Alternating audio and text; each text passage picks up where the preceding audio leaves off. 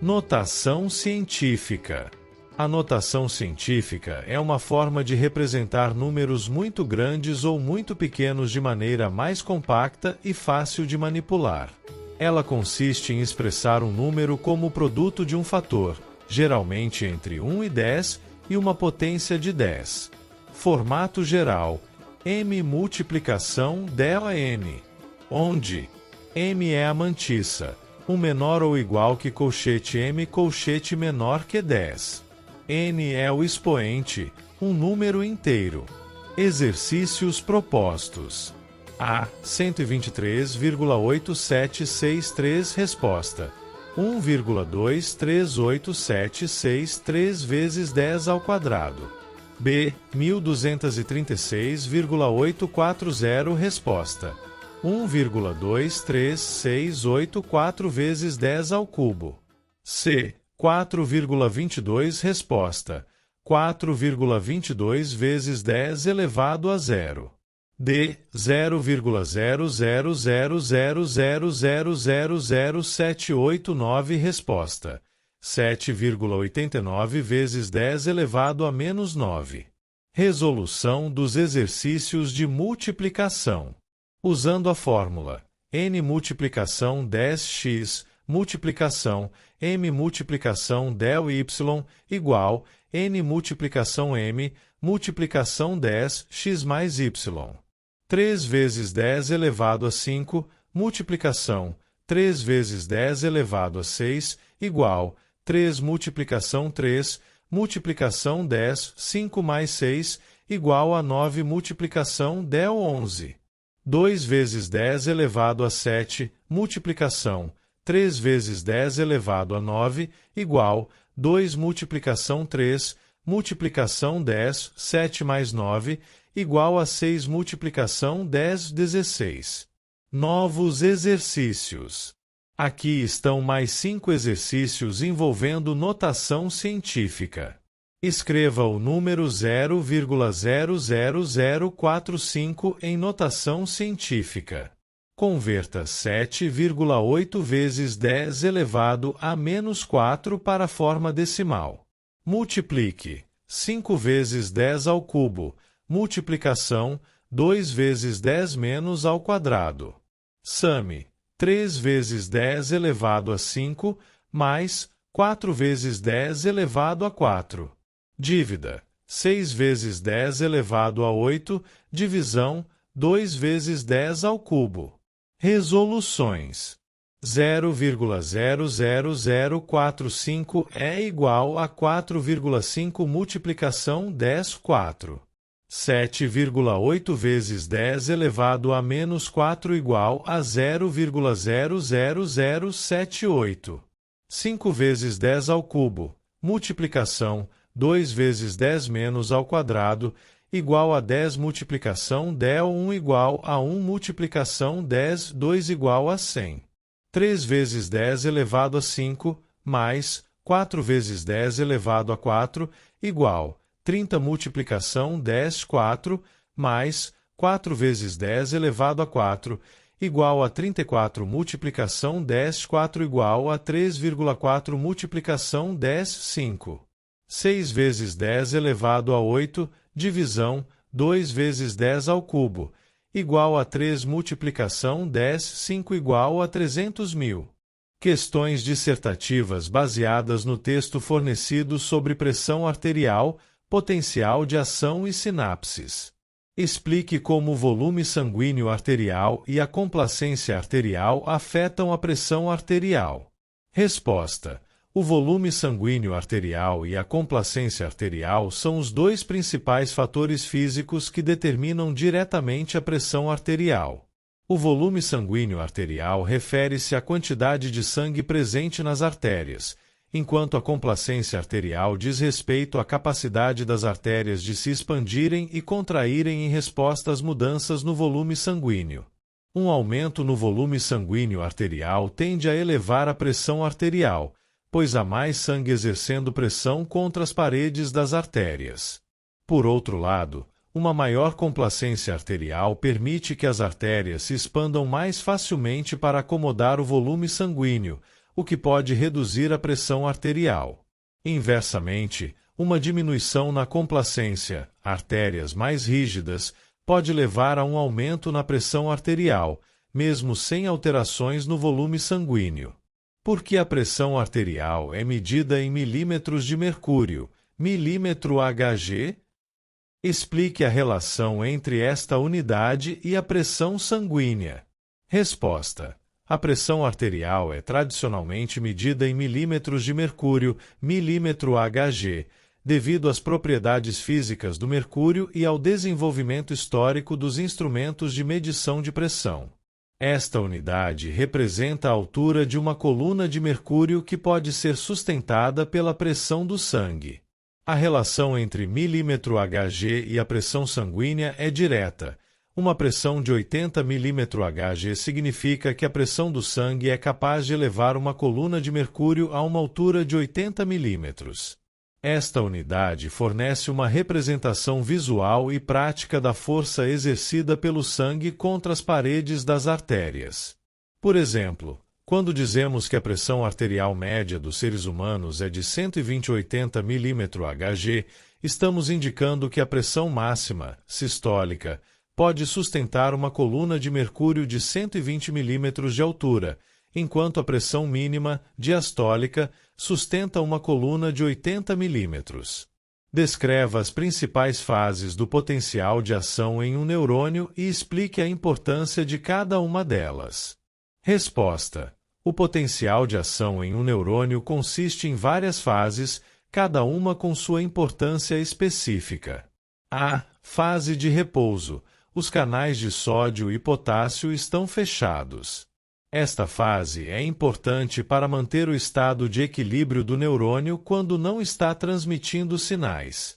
B. Despolarização. O aumento do potencial na membrana leva à abertura dos canais de sódio dependentes de voltagem, permitindo o rápido influxo de sódio na célula. Esta fase é crucial para iniciar o sinal elétrico e propagar o potencial de ação ao longo do axônio. C. Hiperpolarização. Aproximadamente 1 milissegundo depois, os canais de sódio se fecham e os canais de potássio dependentes de voltagem se abrem, permitindo a saída do excesso de carga positiva, potássio, da célula. Esta fase é importante para restaurar o equilíbrio iônico e preparar o neurônio para o próximo potencial de ação. D. Retorno ao potencial de repouso. A célula retorna ao seu estado de repouso, preparando-se para o próximo estímulo. Esta fase é essencial para a recuperação do neurônio e sua capacidade de transmitir novos sinais. Cada fase é crucial para a geração e propagação do sinal elétrico ao longo do neurônio, permitindo a transmissão eficiente de informações no sistema nervoso. Como a duração do potencial de ação, aproximadamente 1 milissegundo, contribui para a eficiência da transmissão de sinais nervosos. Resposta: a curta duração do potencial de ação, aproximadamente 1 milissegundo, é fundamental para a eficiência da transmissão de sinais nervosos por várias razões. Rapidez de transmissão. A breve duração permite que múltiplos potenciais de ação sejam gerados em rápida sucessão, facilitando a transmissão de informações complexas em curtos períodos. Economia de energia. O rápido retorno ao estado de repouso minimiza o gasto energético necessário para restaurar os gradientes iônicos. Precisão temporal. A curta duração permite uma codificação temporal precisa das informações neurais, essencial para processos como a localização de sons e a coordenação motora fina. Prevenção de fadiga. O breve período de atividade seguido por um rápido retorno ao repouso ajuda a prevenir a fadiga do neurônio, permitindo uma transmissão contínua e confiável de sinais. Facilitação da frequência de disparo. A curta duração permite que os neurônios disparem em frequências mais altas quando necessário, aumentando a capacidade de transmissão de informações. Esta duração otimizada do potencial de ação é resultado da evolução, balanceando a necessidade de transmissão rápida e eficiente de informações com as limitações biofísicas das células nervosas. Explique a diferença entre sinapses químicas e elétricas e por que as sinapses químicas são mais comuns no sistema nervoso humano. Resposta: as sinapses químicas e elétricas são dois tipos de junções especializadas entre neurônios, mas diferem significativamente em seu mecanismo de transmissão de sinal. Sinapses químicas utilizam neurotransmissores para transmitir o sinal. Tem uma fenda sináptica entre os neurônios. A transmissão é unidirecional. Permitem amplificação ou inibição do sinal. São mais lentas, mas mais flexíveis. Sinapses elétricas transmitem diretamente o sinal elétrico. Os neurônios estão em contato direto através de junções comunicantes. A transmissão é bidirecional e quase instantânea. Não permitem amplificação ou inibição do sinal. São mais rápidas, mas menos flexíveis. As sinapses químicas são mais comuns no sistema nervoso humano por várias razões. Flexibilidade. Permitem modulação mais complexa dos sinais, incluindo amplificação e inibição. Especificidade. Diferentes neurotransmissores podem produzir efeitos variados nas células pós-sinápticas. Plasticidade. Podem ser fortalecidas ou enfraquecidas ao longo do tempo, fundamental para aprendizagem e memória. Controle metabólico. A síntese e liberação de neurotransmissores podem ser reguladas metabolicamente. Amplificação do sinal. Um único neurônio pré-sináptico pode influenciar múltiplos neurônios pós-sinápticos. Esta prevalência de sinapses químicas permite um processamento de informações mais complexo e adaptável no sistema nervoso humano. Descreva o papel das células pré-sinápticas e pós-sinápticas em uma sinapse química. Resposta: em uma sinapse química, as células pré-sinápticas e pós-sinápticas desempenham papéis distintos e complementares. Célula pré-sináptica. Síntese de neurotransmissores. Produz e armazena neurotransmissores em vesículas sinápticas. Propagação do potencial de ação. Conduz o sinal elétrico até o terminal sináptico. Liberação de neurotransmissores. Quando o potencial de ação chega, as vesículas sinápticas se fundem com a membrana, liberando neurotransmissores na fenda sináptica. Regulação da liberação. Controla a quantidade de neurotransmissores liberados. Recaptação. Muitas vezes, recapta parte dos neurotransmissores não utilizados. Célula pós-sináptica. Recepção do sinal. Possui receptores específicos para os neurotransmissores na sua membrana. Transdução do sinal.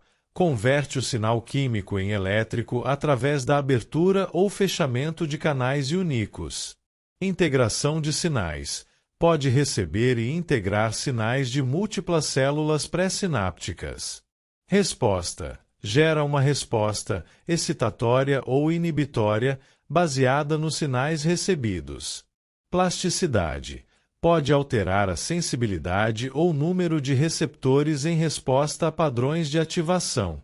Esta divisão de funções permite uma transmissão de sinal precisa e modulável, fundamental para o processamento complexo de informações no sistema nervoso.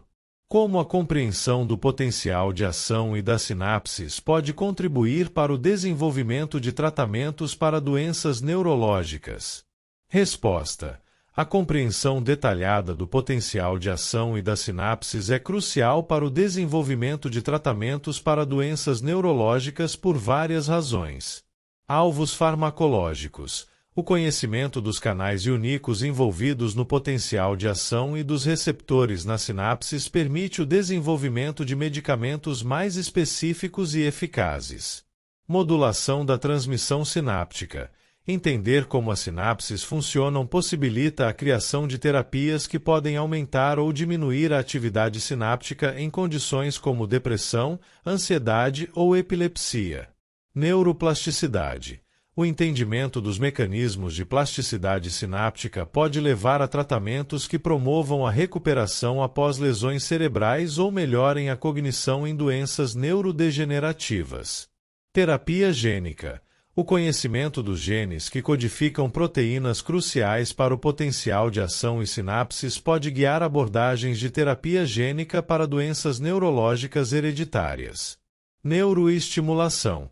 A compreensão de como os potenciais de ação se propagam ajuda no desenvolvimento de técnicas de neuroestimulação mais precisas para condições como Parkinson ou dor crônica.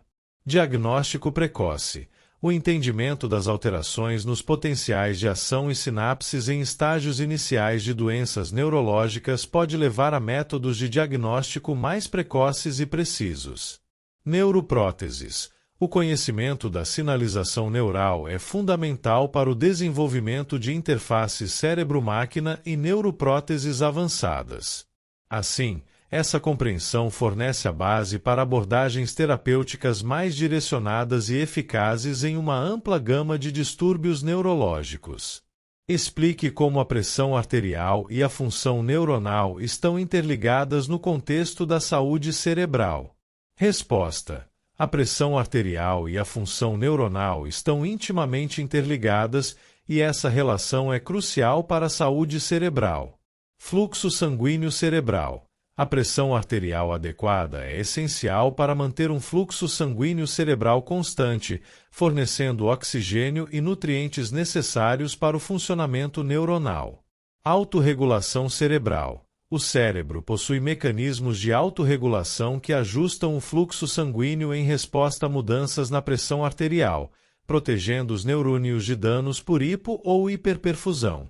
Barreira hematoencefálica.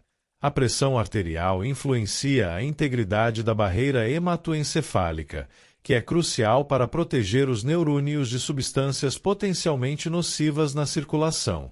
Hipertensão e dano neuronal. A hipertensão crônica pode causar danos aos vasos cerebrais, levando a microlesões e aumentando o risco de acidente vascular cerebral, AVC. Hipotensão e função cognitiva. Pressão arterial muito baixa pode comprometer o fornecimento de oxigênio ao cérebro, afetando a função cognitiva e potencialmente causando síncope. Regulação neural da pressão. O sistema nervoso, especialmente centros no tronco cerebral, regula a pressão arterial através do controle do sistema nervoso autônomo. Neurodegeneração. Alterações crônicas na pressão arterial podem contribuir para processos neurodegenerativos, como na doença de Alzheimer. Plasticidade sináptica. A pressão arterial adequada é necessária para manter a plasticidade sináptica, fundamental para aprendizagem e memória. Entender essa interligação é crucial para o desenvolvimento de estratégias de prevenção e tratamento que abordem simultaneamente a saúde cardiovascular e neurológica, promovendo uma melhor saúde cerebral geral. Discuta como o conhecimento da pressão arterial normal, 120/80 mmHg, é utilizado na prática clínica para avaliar a saúde cardiovascular. Resposta: o conhecimento da pressão arterial normal de 120/80 mmHg é um parâmetro fundamental na prática clínica para avaliar a saúde cardiovascular. Referência para diagnóstico. Serve como ponto de referência para classificar a pressão arterial como normal, elevada ou em diferentes estágios de hipertensão. Avaliação de risco. Desvios deste valor ajudam a identificar riscos de doenças cardiovasculares, AVC e problemas renais. Monitoramento de tratamento. É usado para estabelecer metas terapêuticas em pacientes hipertensos e avaliar a eficácia de intervenções medicamentosas ou de estilo de vida. Prevenção primária. Permite a identificação precoce de indivíduos em risco, possibilitando intervenções preventivas. Adaptação individual. Embora 120/80 mmHg seja considerado ideal, os médicos podem ajustar as metas de pressão arterial com base na idade, comorbidades e outros fatores de risco do paciente. Educação do paciente. Este valor serve como referência para educar os pacientes sobre a importância do controle da pressão arterial. Avaliação de saúde geral. A pressão arterial é um indicador importante da saúde cardiovascular geral e é rotineiramente medida em consultas médicas. Orientação de pesquisas. Este valor padrão orienta pesquisas sobre hipertensão e seus efeitos na saúde. Diretrizes de saúde pública. Informa políticas de saúde pública e campanhas de conscientização sobre doenças cardiovasculares. O uso deste valor de referência na prática clínica permite uma abordagem padronizada e eficaz para a avaliação e manejo da saúde cardiovascular, contribuindo significativamente para a prevenção e tratamento de doenças relacionadas à pressão arterial. Como o entendimento do potencial de ação e das sinapses pode ser aplicado no desenvolvimento de interfaces cérebro-máquina? Resposta: o entendimento do potencial de ação e das sinapses é fundamental para o desenvolvimento de interfaces cérebro-máquina, ICM, eficazes. Decodificação de sinais neurais. O conhecimento de como os potenciais de ação codificam informações permite a criação de algoritmos para interpretar sinais cerebrais e traduzi-los em comandos para dispositivos externos. Estimulação neural precisa. Entender como os neuroníons respondem a estímulos elétricos ajuda no desenvolvimento de técnicas de estimulação mais eficazes e seguras para fornecer feedback sensorial. Mimetização de sinapses. O conhecimento da transmissão sináptica inspira o desenvolvimento de conexões artificiais entre neurônios e dispositivos eletrônicos, melhorando a integração da ICM com o tecido neural. Otimização de eletrodos. A compreensão da atividade elétrica neuronal guia o design de eletrodos mais eficientes para registrar e estimular neurônios com maior precisão e menor dano tecidual. Plasticidade neural. O entendimento dos mecanismos de plasticidade sináptica ajuda a desenvolver ICMS que podem se adaptar ao usuário ao longo do tempo, melhorando o desempenho. Processamento de sinais. O conhecimento da frequência e padrões dos potenciais de ação informa o desenvolvimento de algoritmos de processamento de sinais mais eficientes. Feedback neurofisiológico. A compreensão de como o cérebro processa informações sensoriais permite o desenvolvimento de sistemas de feedback mais naturais e intuitivos. Biocompatibilidade.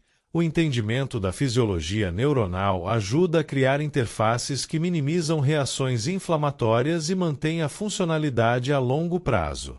Neuropróteses avançadas. O conhecimento detalhado da sinalização neural permite o desenvolvimento de próteses neurais mais sofisticadas que podem restaurar funções sensoriais ou motoras perdidas. Ética e segurança.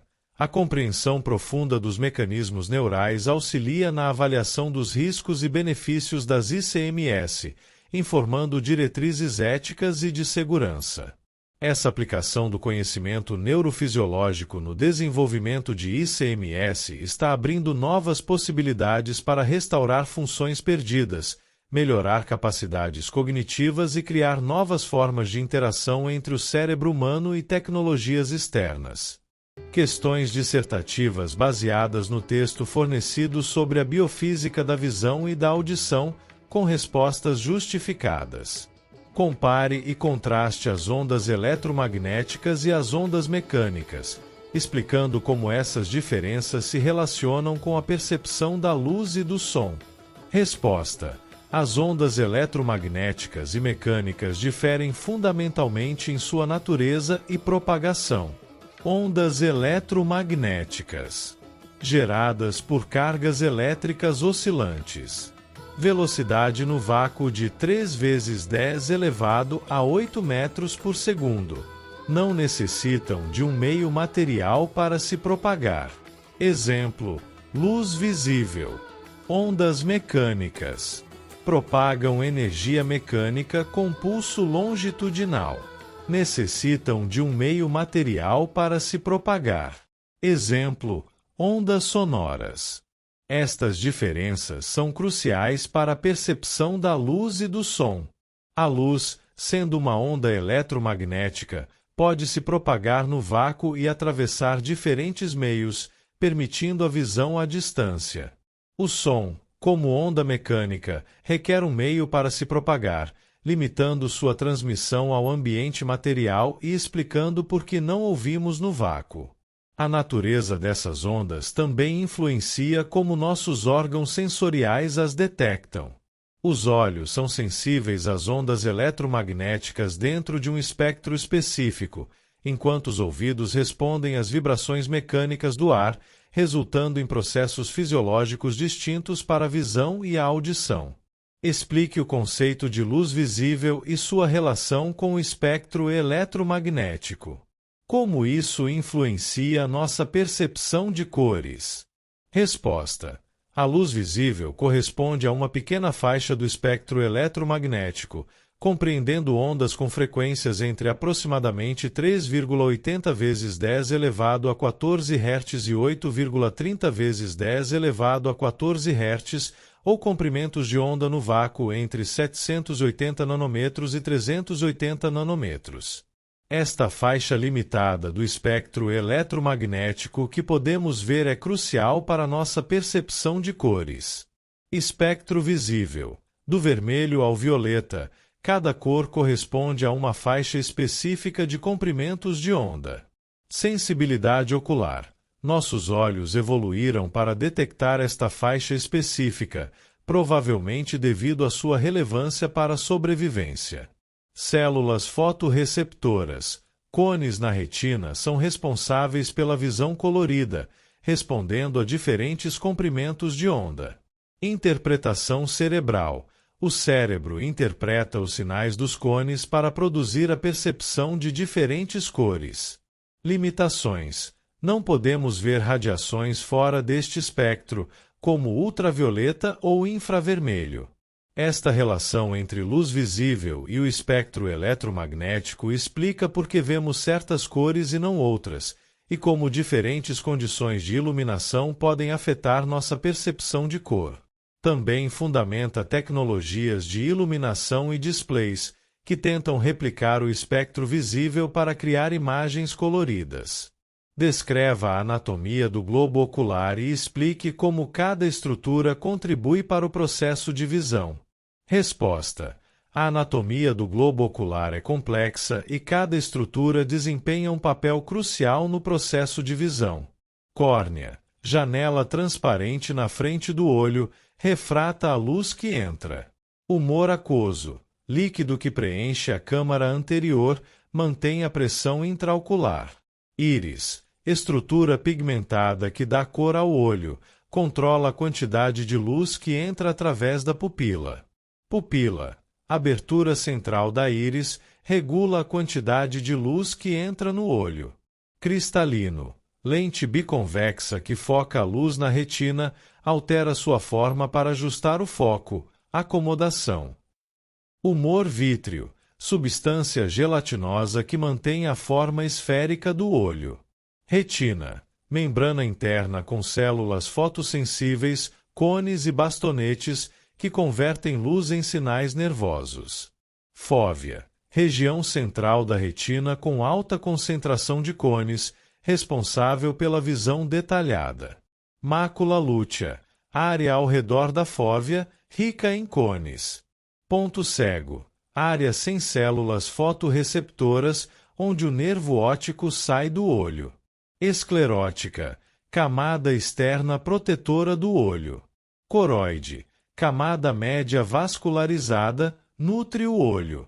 O processo de visão envolve a luz entrando pela córnea, sendo refratada e focada pelo cristalino, atravessando o humor vítreo e atingindo a retina. Os fotorreceptores na retina convertem a luz em sinais elétricos, que são enviados ao cérebro pelo nervo óptico para a interpretação. A íris e a pupila regulam a quantidade de luz, enquanto o cristalino ajusta o foco para diferentes distâncias.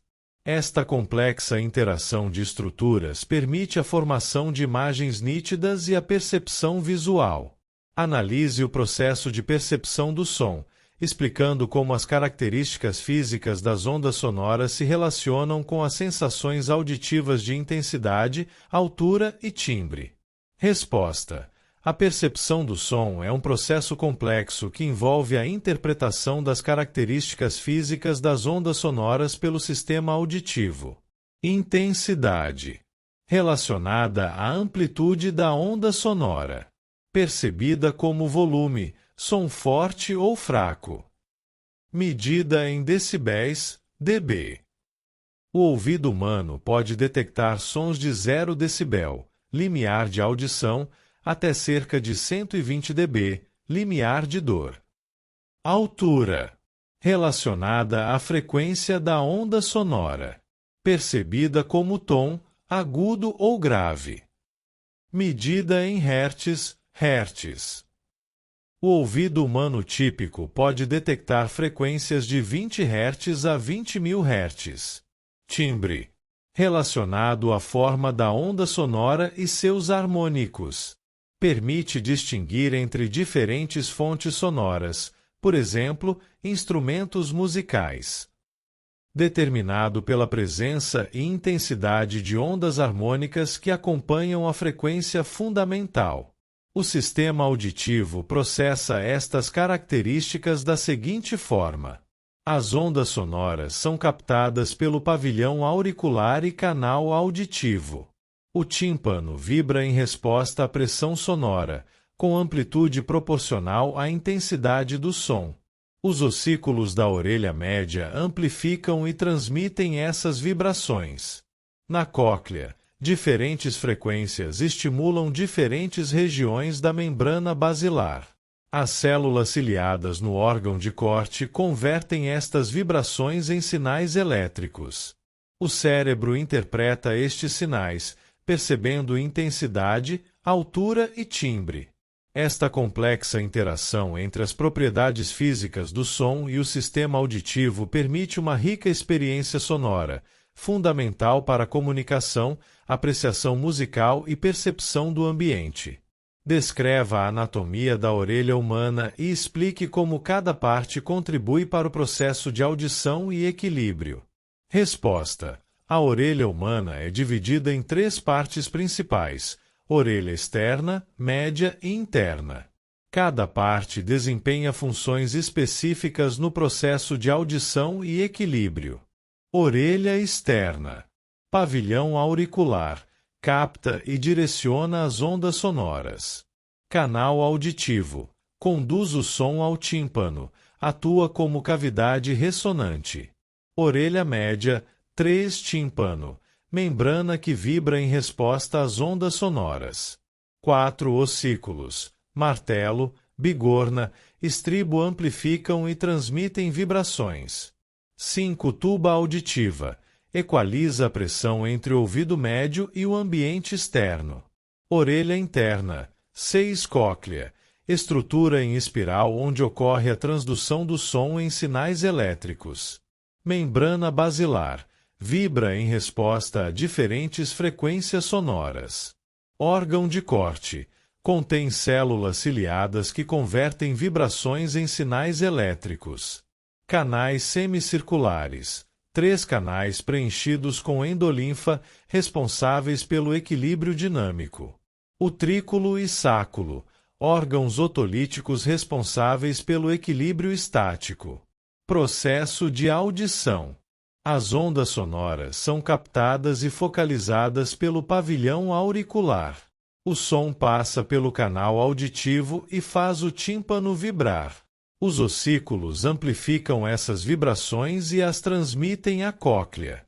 Na cóclea, as vibrações são convertidas em impulsos elétricos pelas células ciliadas. Os impulsos são enviados ao cérebro pelo nervo auditivo para a interpretação. Processo de equilíbrio. Os canais semicirculares detectam movimentos rotacionais da cabeça.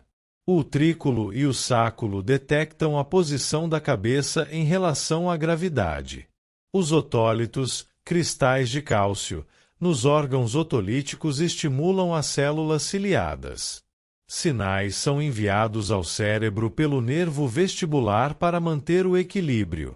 Esta complexa anatomia permite não apenas a percepção precisa dos sons, mas também a manutenção do equilíbrio corporal, demonstrando a multifuncionalidade deste órgão sensorial. Compare o processo de formação de imagens no olho com o processo de captação de som na orelha, destacando as semelhanças e diferenças entre esses dois sistemas sensoriais.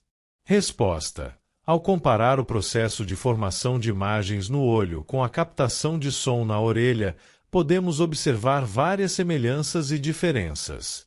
Semelhanças: transdução de energia.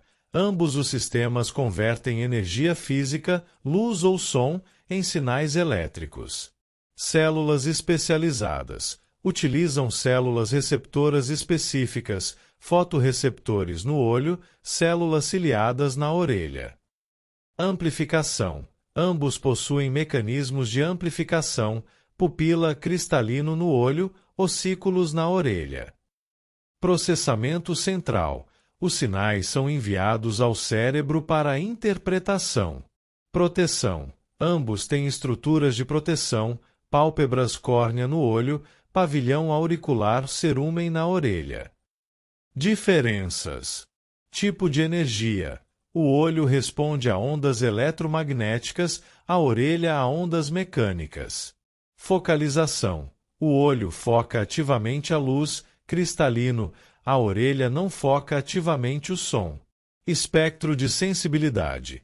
O olho é sensível a uma faixa estreita do espectro eletromagnético, a orelha a uma ampla gama de frequências sonoras.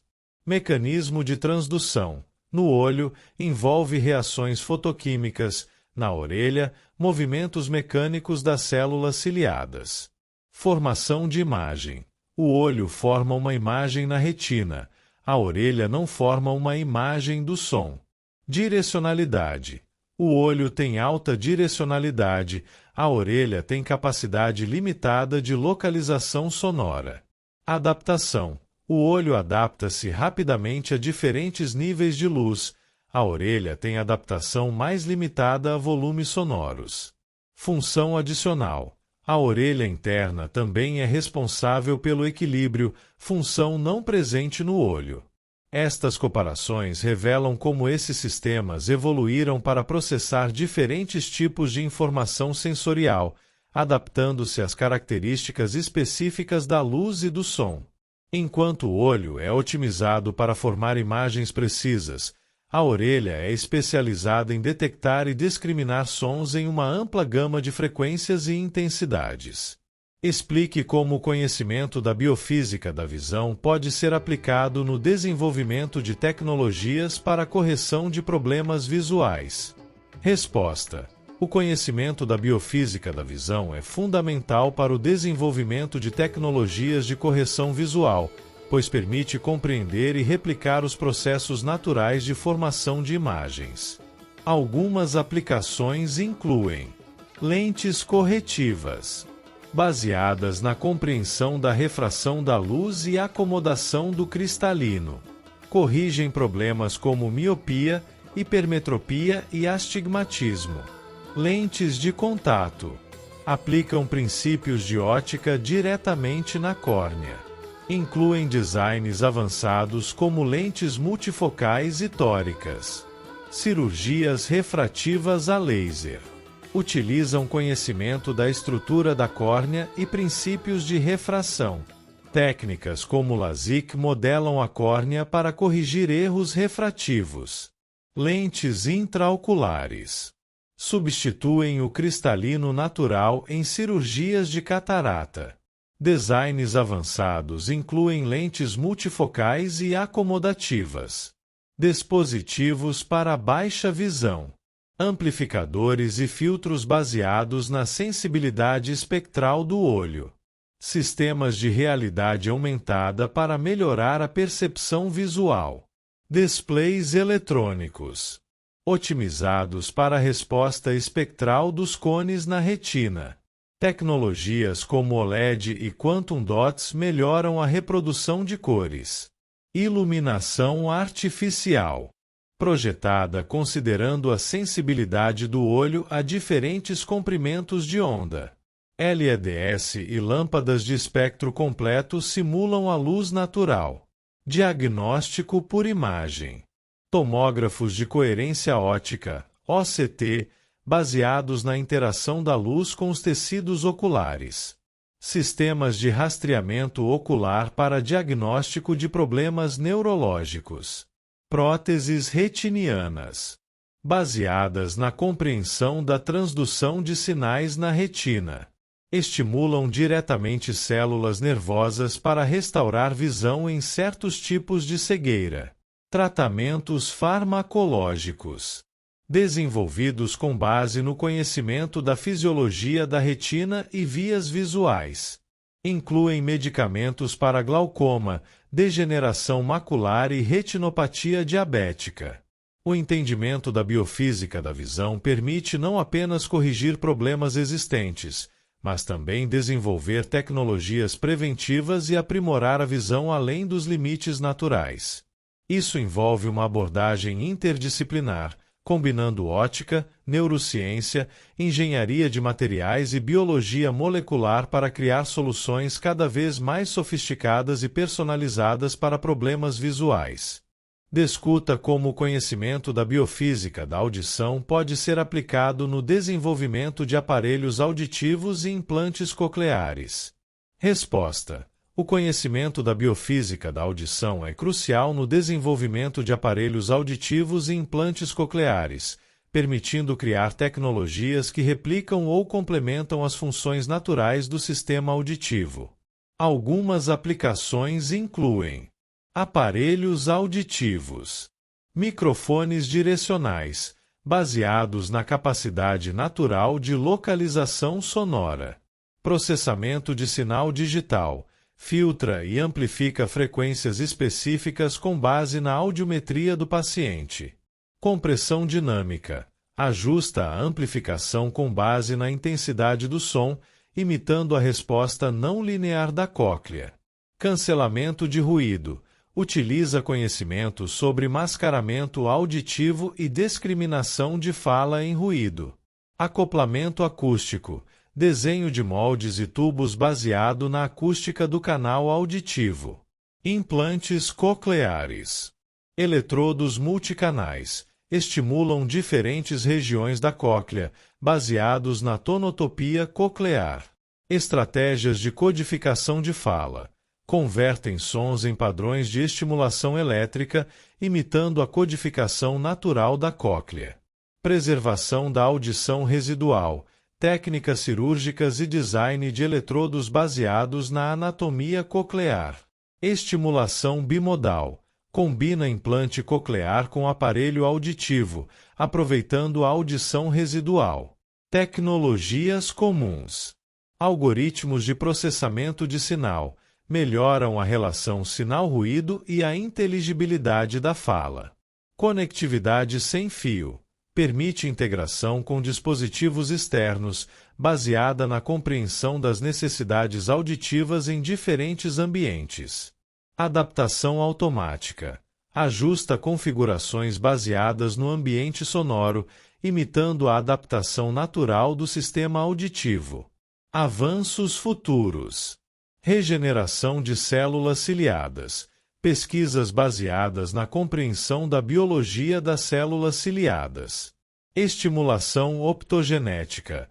Uso de luz para estimular células nervosas auditivas geneticamente modificadas. Interface cérebro-máquina. Estimulação direta do córtex auditivo baseada na compreensão do processamento neural do som.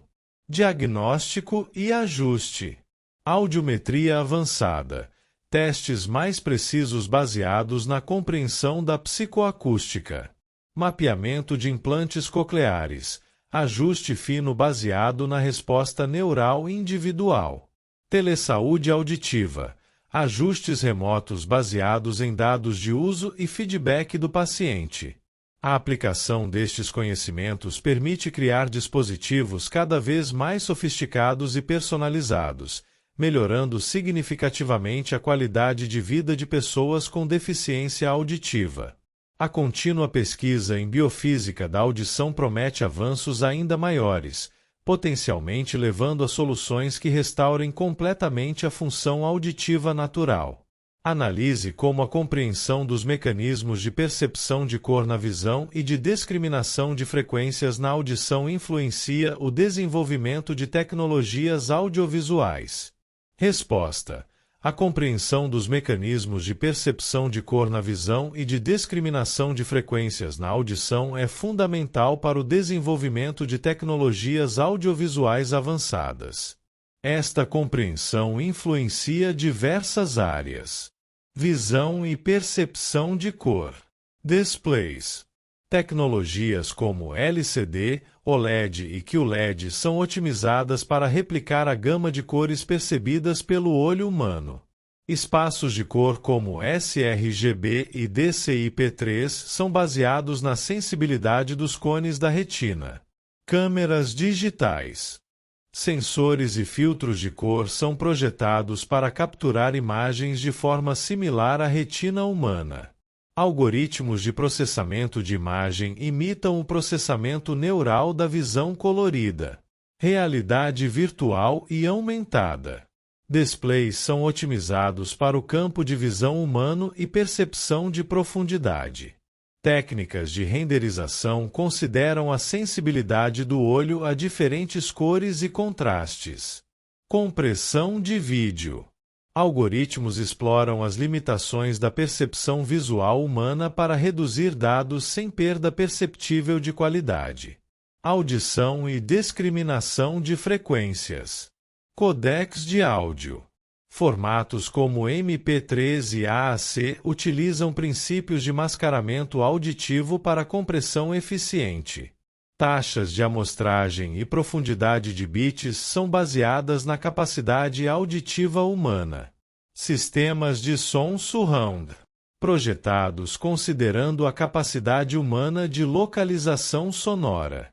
Tecnologias como Dolby Atmos exploram a percepção tridimensional do som. Equalização e processamento de áudio. Ferramentas de mixagem e masterização são baseadas na resposta em frequência do ouvido humano. Algoritmos de redução de ruído exploram o mascaramento e a seletividade frequencial auditiva. Integração audiovisual. Sincronização áudio-vídeo. Baseada na tolerância perceptual humana para pequenos desalinhamentos. Realidade virtual imersiva. Combina estímulos visuais e auditivos para criar experiências convincentes, baseadas na integração sensorial natural. Interfaces de usuário. Design de alertas audiovisuais otimizados para a percepção humana. Acessibilidade. Tecnologias de closed caption e descrição de áudio compensam deficiências sensoriais. Neurotecnologia. Interfaces cérebro-computador exploram padrões neurais de processamento audiovisual. Esta compreensão não apenas melhora a qualidade técnica das tecnologias audiovisuais, mas também permite criar experiências mais imersivas e naturais.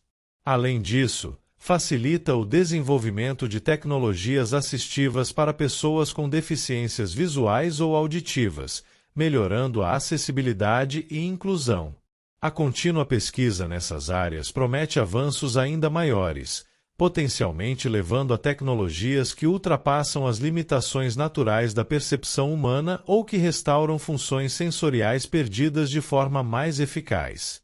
Explique como o entendimento da biofísica da visão e da audição contribui para a compreensão de distúrbios sensoriais e o desenvolvimento de terapias inovadoras. Resposta: o entendimento da biofísica da visão e da audição é crucial para compreender distúrbios sensoriais e desenvolver terapias inovadoras. Esta compreensão impacta várias áreas. Diagnóstico preciso. Visão. Técnicas como OCT, tomografia de coerência óptica e eletroretinografia baseiam-se na compreensão da estrutura e função retiniana. Audição.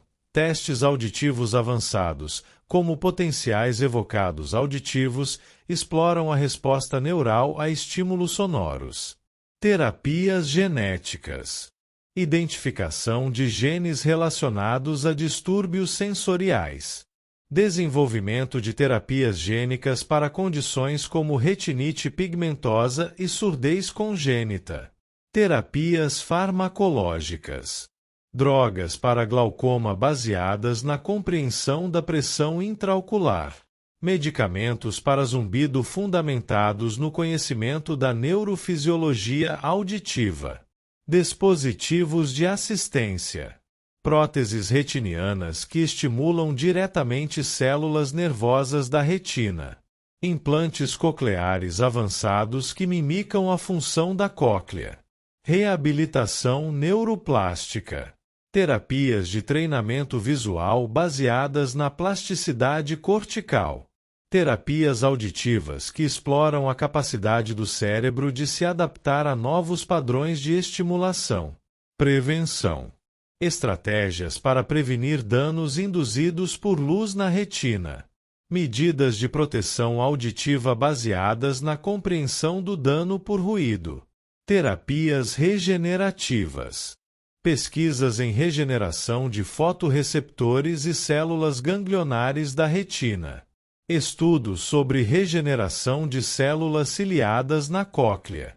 Interfaces cérebro-máquina. Desenvolvimento de próteses visuais corticais. Implantes auditivos de tronco cerebral para casos onde o nervo auditivo está danificado. Terapias combinadas. Abordagens que integram correção óptica, farmacologia e estimulação neural para distúrbios visuais complexos. Tratamentos multimodais para distúrbios do equilíbrio, combinando terapias vestibulares e auditivas. Medicina personalizada. Tratamentos adaptados às características biofísicas específicas de cada paciente. Uso de modelagem computacional para prever a eficácia de tratamentos individualizados. Novas modalidades de imageamento.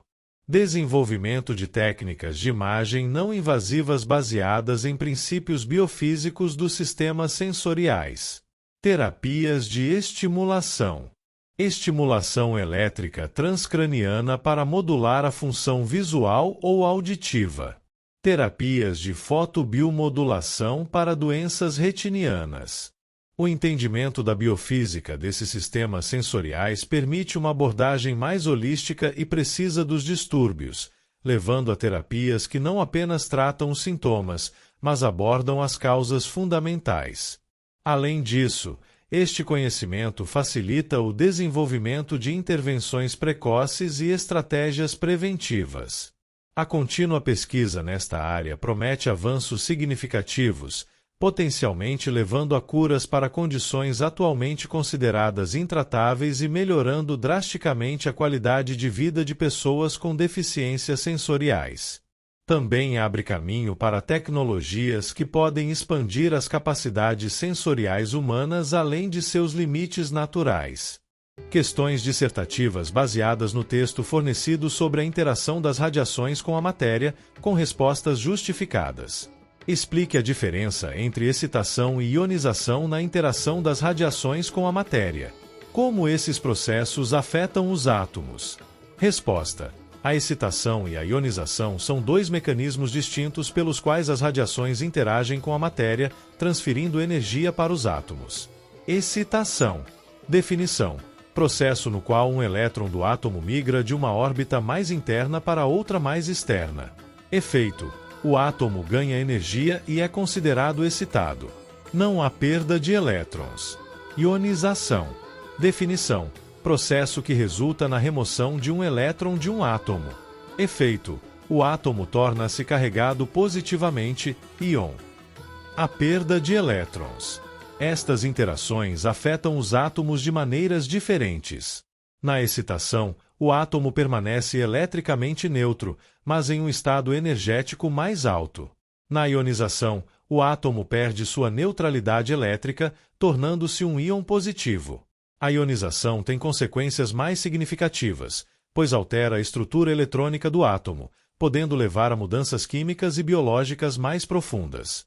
Ambos os processos, no entanto, podem iniciar uma série de eventos que resultam em efeitos biológicos, especialmente quando ocorrem em moléculas importantes como o DNA. Descreva o processo de radiólise da água e explique como a formação de radicais livres pode afetar as moléculas biológicas. Resposta: a radiólise da água é um processo crucial na interação das radiações ionizantes com sistemas biológicos. Radiólise da água. Definição: decomposição da molécula de água pela ação de radiações ionizantes. Processo: a radiação ioniza a água, levando à formação de íons H2O+ e elétrons livres. Reações subsequentes: formação de radicais livres como H-, radical hidrogênio, e O-, radical hidroxila. Formação de radicais livres. Os radicais livres são entidades químicas altamente reativas devido à presença de elétrons desemparelhados. Exemplos: H-, O- e elétrons aquosos, EAC. Efeitos nas moléculas biológicas. Reatividade: os radicais livres interagem rapidamente com moléculas próximas. Danos oxidativos: podem causar oxidação de lipídios, proteínas e DNA. Reações em cadeia: um radical livre pode iniciar uma série de reações, amplificando o dano. Alterações estruturais: podem modificar a estrutura e função de biomoléculas. Mutações: no caso do DNA, podem levar a mutações genéticas. Consequências biológicas: desfunção celular, alteração de processos metabólicos e de sinalização. Morte celular: em casos extremos, pode levar à apoptose ou necrose. Efeitos a longo prazo: potencial para carcinogênese e envelhecimento celular acelerado. A formação de radicais livres pela radiólise da água é um mecanismo indireto pelo qual as radiações ionizantes causam danos biológicos. Este processo é particularmente importante considerando que a água constitui a maior parte do meio celular, amplificando os efeitos da radiação além do seu impacto direto nas biomoléculas. Analise os tipos de danos que as radiações ionizantes podem causar na molécula de DNA e suas possíveis consequências biológicas. Resposta: as radiações ionizantes podem causar diversos tipos de danos à molécula de DNA, com consequências biológicas significativas. Tipos de danos ao DNA. A. Mutações gênicas. Alterações na sequência de nucleotídeos. Podem resultar em perda ou transformação de informações genéticas. B. Quebras na fita de DNA. Quebras simples. Afetam apenas uma das fitas do DNA. Quebras duplas. Rompem ambas as fitas, sendo mais difíceis de reparar. C. Alterações nas bases nitrogenadas. Modificações químicas das bases, oxidação. Formação de dímeros de pirimidina. D. Ligações cruzadas. Entre bases do DNA ou entre DNA e proteínas. Consequências biológicas. A. Fase embrionária. Má formação de tecidos, órgãos e membros. Possível letalidade embrionária. B. Em adultos. Acúmulo de mutações em tecidos ou órgãos. Potencial desenvolvimento de câncer. Envelhecimento celular acelerado. C. Células germinativas. Transferência de mutações para a descendência. Possíveis efeitos hereditários. D. Câncer radioinduzido. Mutações em genes críticos, supressores de tumor, proto-oncogenes. Aumento da probabilidade de desenvolvimento de câncer com maior dose absorvida. E alterações na expressão gênica. Mudanças na produção de proteínas e enzimas. Distúrbios metabólicos e funcionais nas células. F. Instabilidade genômica. Aumento na taxa de mutações espontâneas nas gerações celulares subsequentes. G. Morte celular. Apoptose ou necrose devido a danos extensos no DNA. É importante notar que o organismo possui mecanismos de reparo do DNA, mas estes podem ser sobrecarregados ou falhar em casos de exposição a altas doses de radiação. A gravidade e o tipo de consequência biológica dependem da extensão do dano, do tipo de célula afetada e da eficácia dos mecanismos de reparo celular.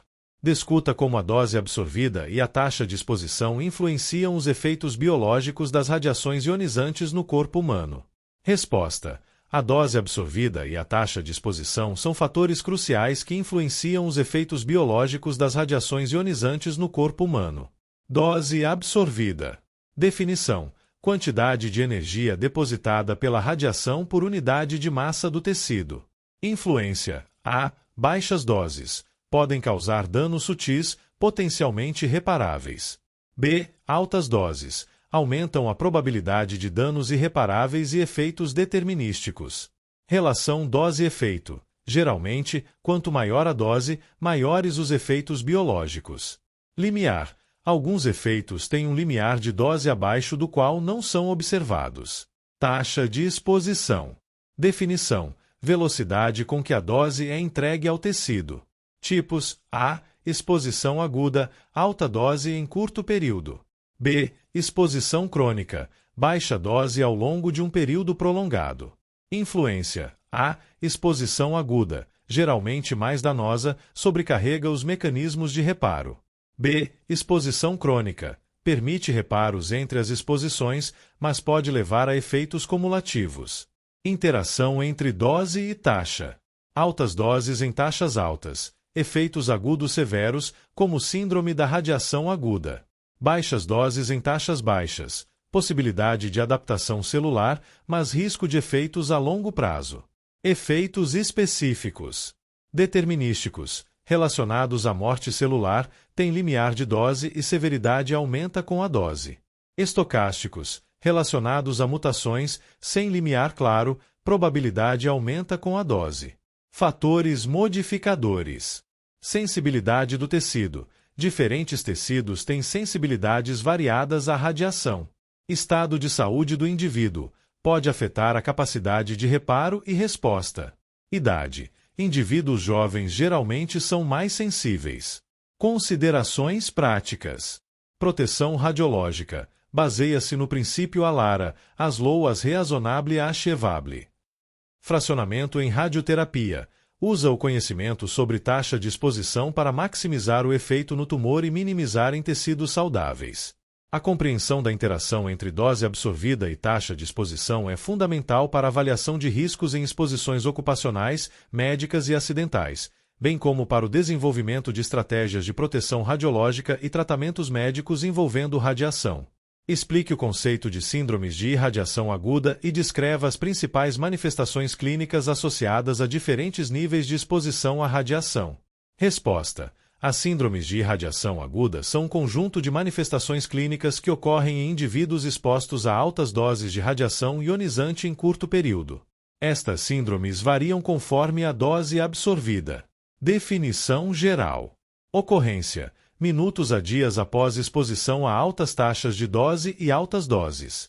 Abrangência: exposição de área significativa do corpo ou corpo inteiro. Manifestações iniciais: pródromo.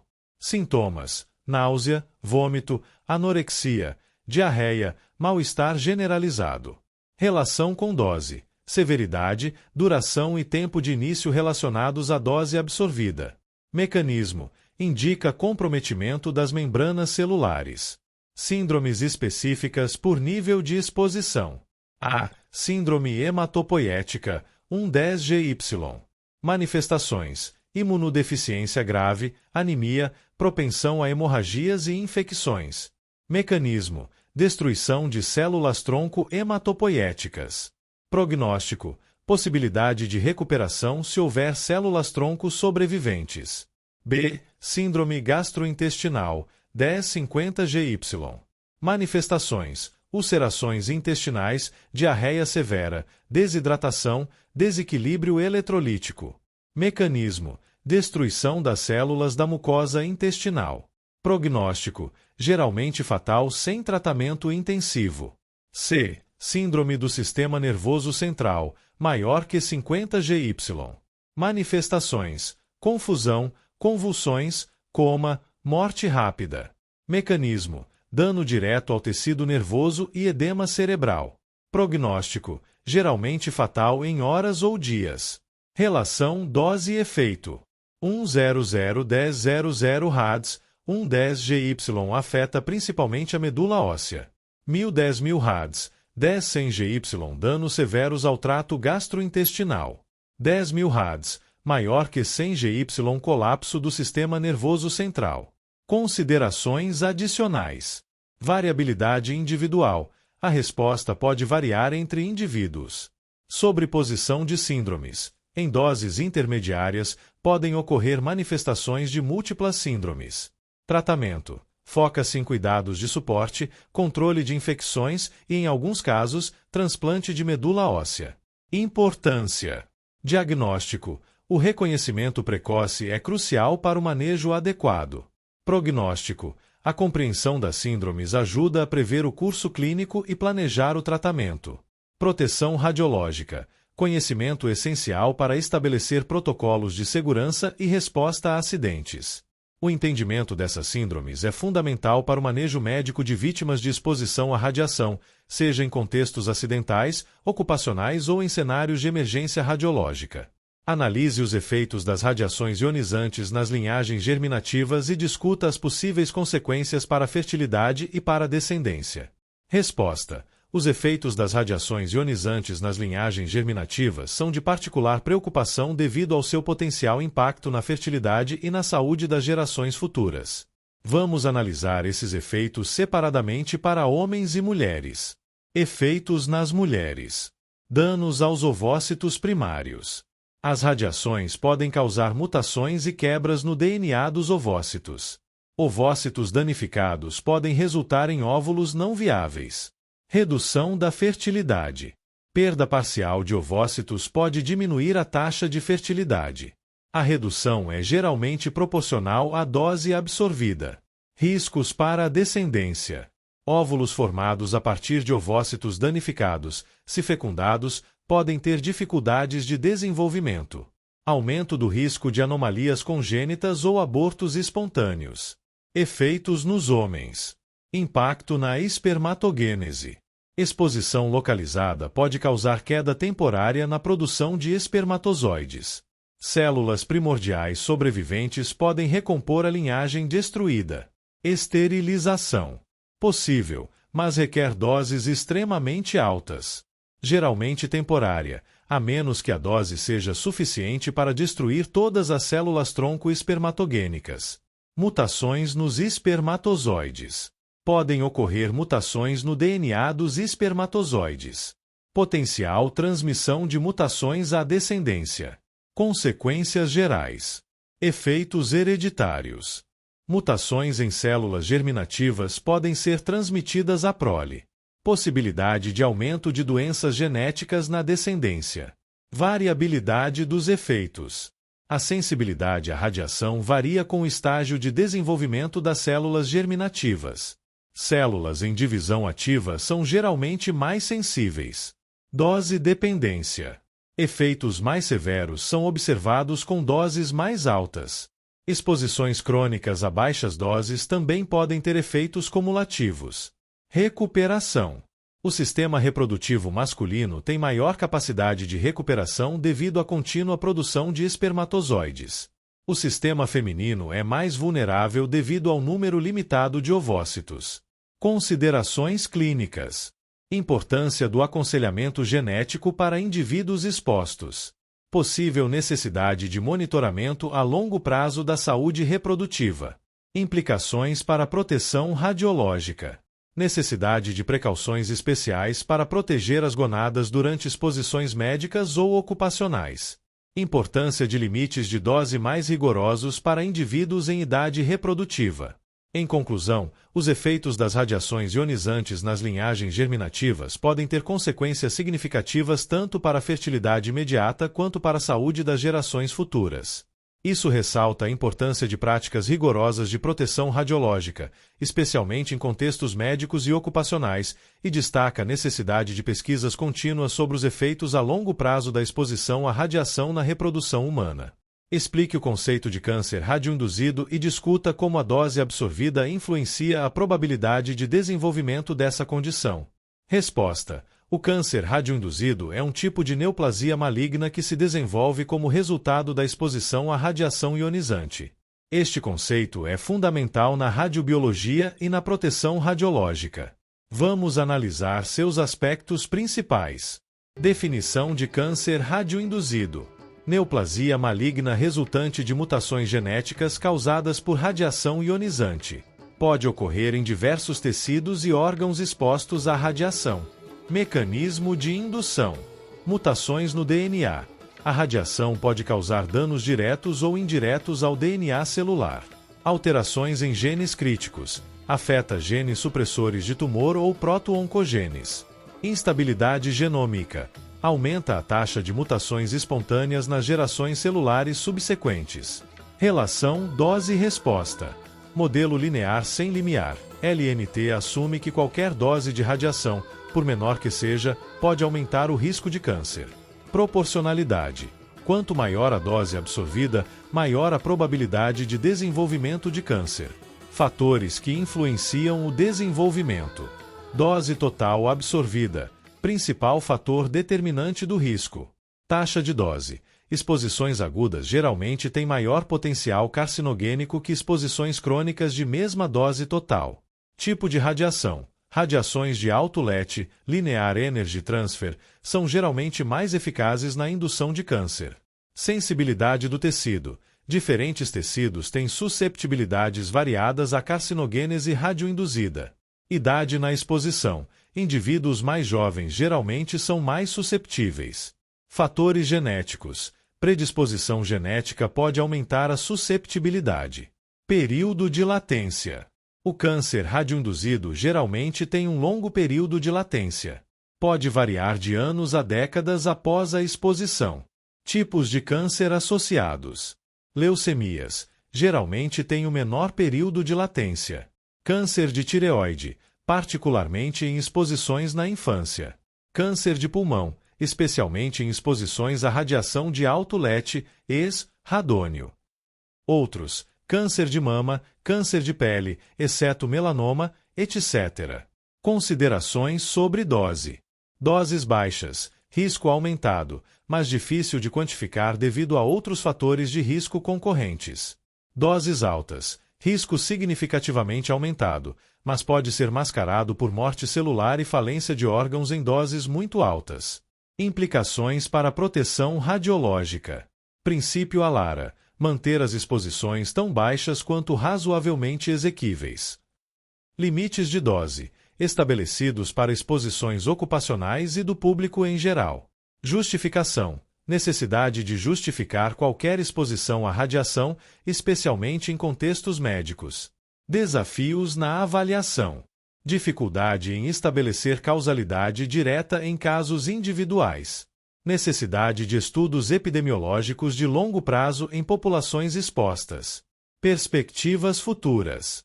Pesquisa contínua sobre os efeitos de baixas doses. Desenvolvimento de biomarcadores para exposição à radiação e risco de câncer. Aprimoramento de estratégias de prevenção e intervenção precoce. Em conclusão, o conceito de câncer radioinduzido é crucial para entender os riscos associados à exposição à radiação ionizante. A relação entre dose absorvida e probabilidade de câncer ressalta a importância de práticas de proteção radiológica rigorosas e o uso judicioso da radiação em contextos médicos e industriais. Continua sendo uma área ativa de pesquisa, com implicações significativas para políticas de saúde pública e segurança ocupacional. Descreva os mecanismos biológicos que conferem aos seres vivos a capacidade de conviver com radiações ionizantes e discuta os limites dessa capacidade. Resposta. Os seres vivos, incluindo o ser humano, possuem mecanismos biológicos que lhes conferem certa capacidade de conviver com radiações ionizantes. Esses mecanismos evoluíram em resposta à exposição natural à radiação ao longo da história evolutiva. Vamos analisar esses mecanismos e seus limites. Mecanismos biológicos. Reparo de DNA. Sistemas enzimáticos específicos para reparar danos no DNA. Exemplos: reparo por excisão de nucleotídeos, reparo por excisão de bases, reparo de quebras de fita dupla. Eliminação de células danificadas. Apoptose, morte celular programada de células com danos irreparáveis. Senescência celular, parada do ciclo celular em células potencialmente perigosas. Sistemas antioxidantes. Enzimas, superóxido desmutase, catalase e moléculas, glutationa, que neutralizam radicais livres. Resposta adaptativa. Exposição a baixas doses pode aumentar temporariamente a resistência a doses subsequentes. Renovação celular. Tecidos com alta taxa de renovação podem substituir células danificadas. Redundância genética. Múltiplas cópias de genes críticos podem compensar danos em algumas cópias. Barreiras físicas. Pele e mucosas atuam como barreiras contra radiações de baixa penetração. Limites da capacidade. Dose dependência. Mecanismos de reparo podem ser sobrecarregados com altas doses. Existe um limiar além do qual os danos superam a capacidade de reparo. Taxa de dose. Exposições agudas são geralmente mais danosas que exposições crônicas de mesma dose total. Mecanismos de reparo têm mais eficácia com taxas de dose baixas. Variabilidade individual. Fatores genéticos influenciam a eficácia dos mecanismos de proteção. Algumas pessoas podem ser mais radiosensíveis que outras. Idade e estado de saúde. Indivíduos jovens e idosos geralmente são mais sensíveis. Doenças pré-existentes podem comprometer os mecanismos de defesa. Tipo de radiação. Radiações de alto LET, Linear Energy Transfer, são mais difíceis de serem reparadas. Tecido especificidade. Diferentes tecidos têm sensibilidades variadas à radiação. Tecidos com alta taxa de divisão celular são geralmente mais sensíveis. Efeitos cumulativos. Exposições repetidas podem levar a danos cumulativos ao longo do tempo. Limites práticos. Doses acima de certos limiares levam a síndromes de irradiação aguda. Existe um limite prático para a capacidade de reparo e regeneração celular. Considerações adicionais. Princípio ALARA. Mesmo com mecanismos de proteção, a exposição deve ser mantida tão baixa quanto razoavelmente exequível. Efeitos estocásticos. Não há um limiar seguro absoluto para efeitos como câncer radioinduzido. Pesquisa contínua. Os limites exatos da capacidade humana de lidar com radiação ainda são objeto de estudo. Implicações para a proteção radiológica. Estabelecimento de limites de dose ocupacional e para o público baseados no conhecimento atual. Em conclusão, enquanto seres vivos possuem mecanismos notáveis para lidar com radiações ionizantes, esses mecanismos têm limites definidos. A compreensão desses limites é crucial para estabelecer práticas seguras de proteção radiológica e para o uso responsável de radiação em contextos médicos e industriais. A pesquisa contínua nesta área é essencial para refinar nossa compreensão e melhorar as estratégias de proteção contra os efeitos nocivos da radiação. Discuta as principais consequências físicas e químicas da interação das radiações ionizantes com a matéria, especialmente em relação às moléculas biológicas. Resposta: a interação das radiações ionizantes com a matéria, especialmente com moléculas biológicas, resulta em uma série de consequências físicas e químicas que podem ter impactos significativos nos sistemas biológicos. Vamos analisar essas consequências. Consequências físicas. Ionização. Remoção de elétrons de átomos, criando íons positivos. Alteração da estrutura eletrônica das moléculas. Excitação. Elevação de elétrons para níveis energéticos mais altos.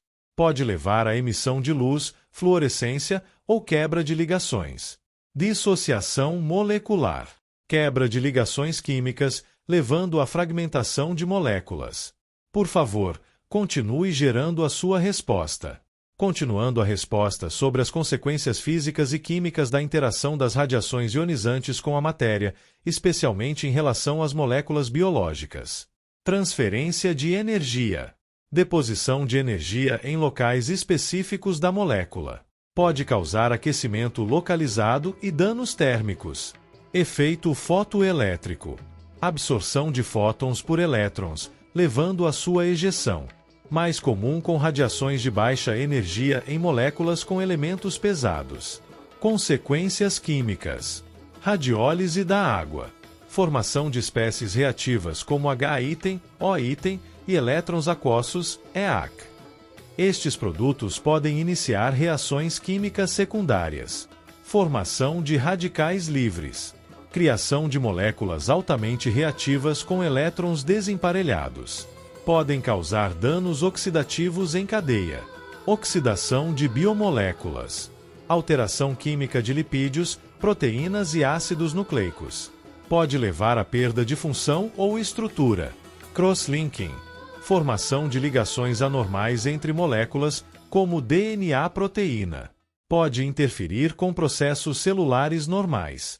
Alterações estruturais em proteínas. Desnaturação ou mudanças conformacionais. Pode levar à perda de função enzimática ou estrutural. Efeitos específicos em moléculas biológicas. DNA. Quebras de fita simples e dupla. Modificações de bases nitrogenadas. Formação de dímeros de pirimidina. Potencial para mutações genéticas. Proteínas. Oxidação de aminoácidos. Alterações na estrutura terciária e quaternária. Inativação de enzimas. Lipídios. Peroxidação lipídica, especialmente em membranas celulares. Alteração da fluidez e permeabilidade da membrana. Carboidratos. Quebra de ligações glicosídicas. Alterações na estrutura de polissacarídeos complexos. Ácidos nucleicos. Além do DNA, danos ao RNA podem afetar a síntese proteica. Consequências biológicas gerais. Desfunção celular. Alterações metabólicas e de sinalização. Comprometimento da integridade da membrana. Morte celular. Apoptose ou necrose, dependendo da extensão do dano. Mutações. Potencial para carcinogênese. Possíveis efeitos hereditários se as células germinativas forem afetadas. Estresse oxidativo.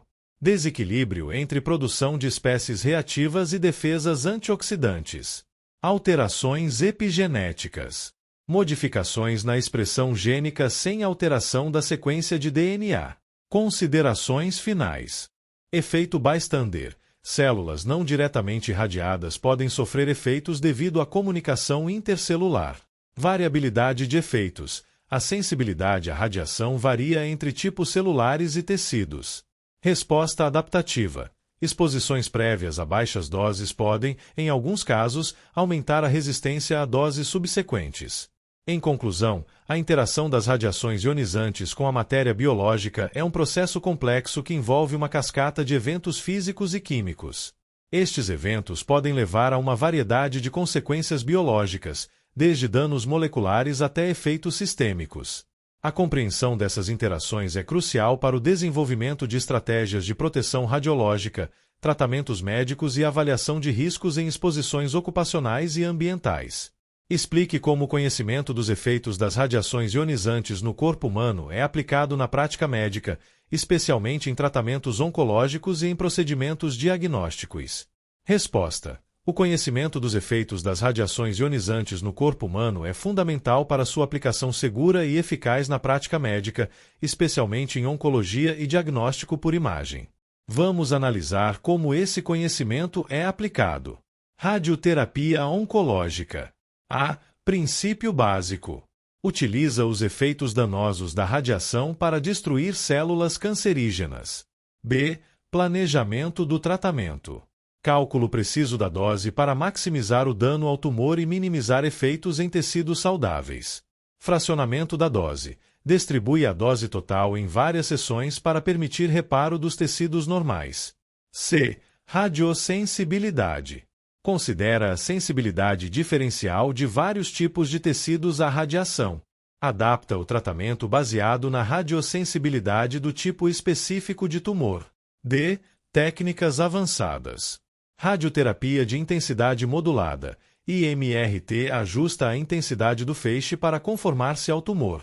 Radioterapia guiada por imagem. IGRT usa imagens em tempo real para maior precisão. I. Braquiterapia. Implantação de fontes radioativas próximas ou dentro do tumor. Permite altas doses localizadas com menor dano aos tecidos circundantes. Diagnóstico por imagem. A. Radiografia.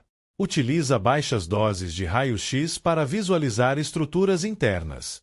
Otimiza a exposição para obter imagens diagnósticas com a menor dose possível.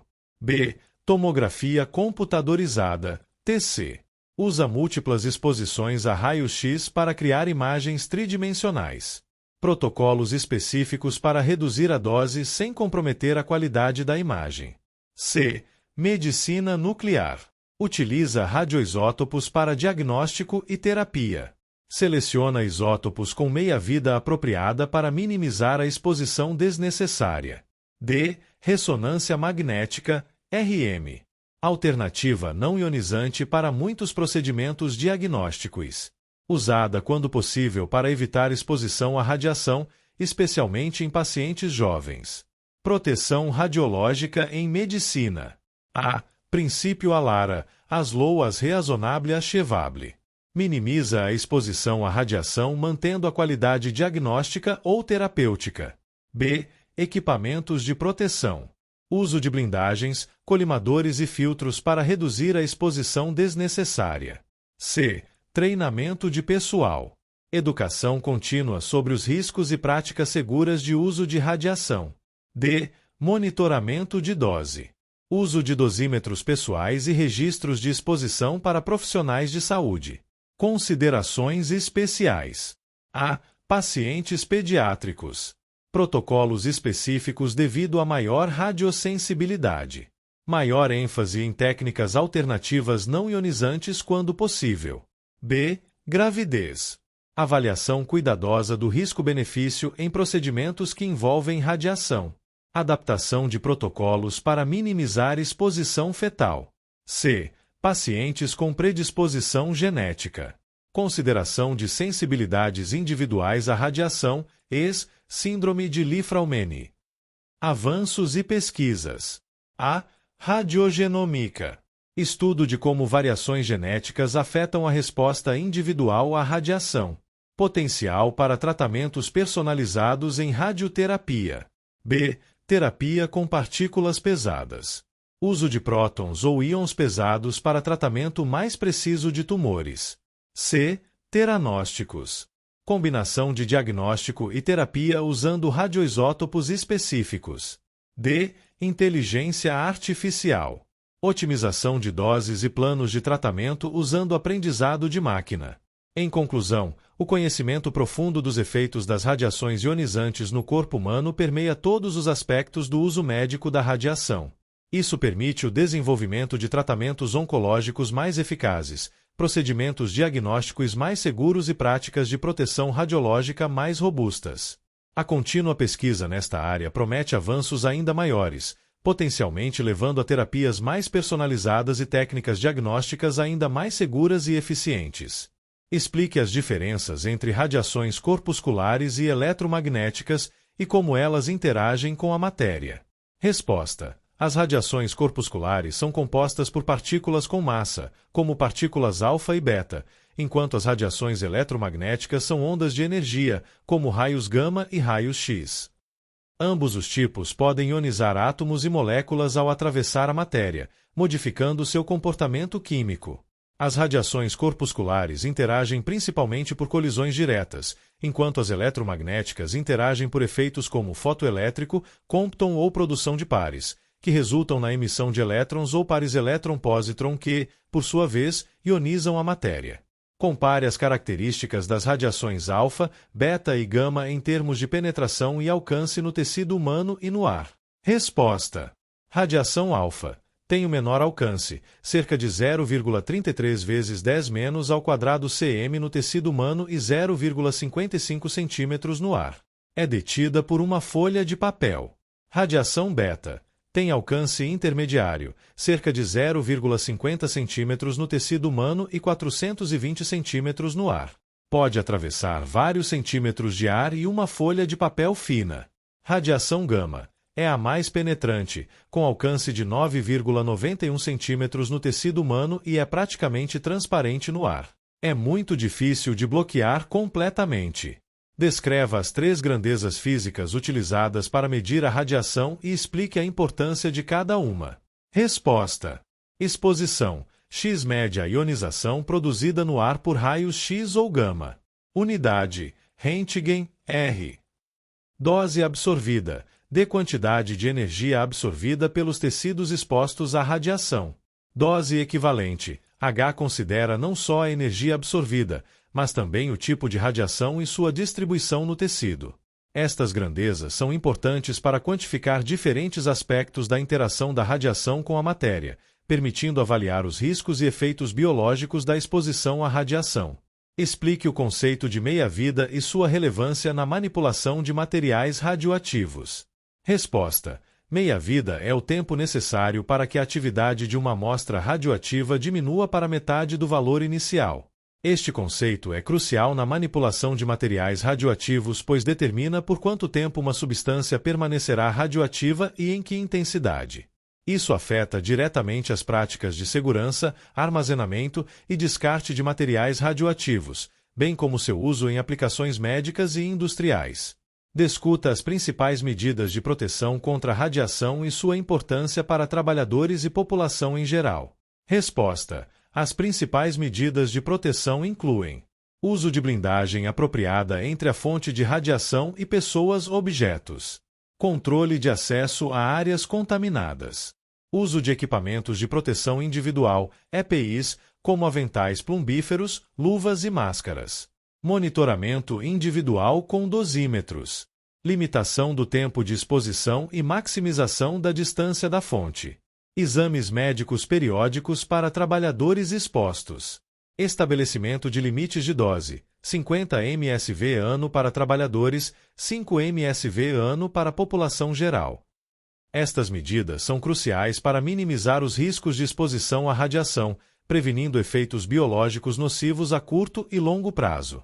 Compare os métodos diagnósticos ionizantes, raio-x, tomografia computadorizada, cintilografia, com os não ionizantes, ressonância magnética, ultrassonografia, em termos de princípios físicos e riscos associados. Resposta: métodos ionizantes. Raio-x e tomografia utilizam radiação ionizante, raio-x, para criar imagens. Risco de danos celulares. Cintilografia usa elementos radioativos injetados no paciente. Risco de exposição interna à radiação. Métodos não ionizantes. Ressonância magnética usa campos magnéticos e ondas de rádio. Sem riscos conhecidos de radiação ionizante. Ultrassonografia usa ondas sonoras de alta frequência. Sem riscos conhecidos de radiação.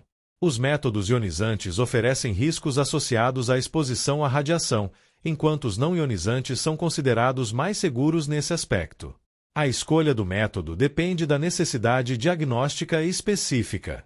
Explique como a radioterapia funciona no tratamento de tumores malignos e quais são os desafios associados a esse tratamento. Resposta: a radioterapia utiliza radiações ionizantes, raio-x, gama ou partículas para eliminar células cancerosas.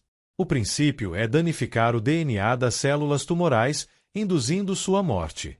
Os desafios incluem: minimizar danos aos tecidos saudáveis adjacentes, calcular a dose precisa para maximizar a eficácia e minimizar efeitos colaterais, lidar com a radioresistência de alguns tipos de tumor, gerenciar efeitos colaterais a curto e longo prazo, adaptar o tratamento à localização específica do tumor. Descreva os efeitos celulares das radiações ionizantes e como eles podem levar a consequências a longo prazo como câncer e envelhecimento precoce. Resposta: as radiações ionizantes podem aumentar a permeabilidade da membrana plasmática, inativar proteínas, causar mutações gênicas e alterações cromossômicas, induzir a formação de radicais livres. Estes efeitos podem levar a danos cumulativos no DNA, potencialmente resultando em câncer, aceleração do processo de envelhecimento celular, alterações na função celular e tecidual a longo prazo. A exposição prolongada ou a altas doses aumenta o risco desses efeitos a longo prazo. Explique a importância da compreensão do conceito de dose-resposta na radiobiologia e como isso se aplica na prática médica e na proteção radiológica. Resposta: O conceito de dose-resposta em radiobiologia refere-se à relação entre a dose de radiação recebida e os efeitos biológicos observados.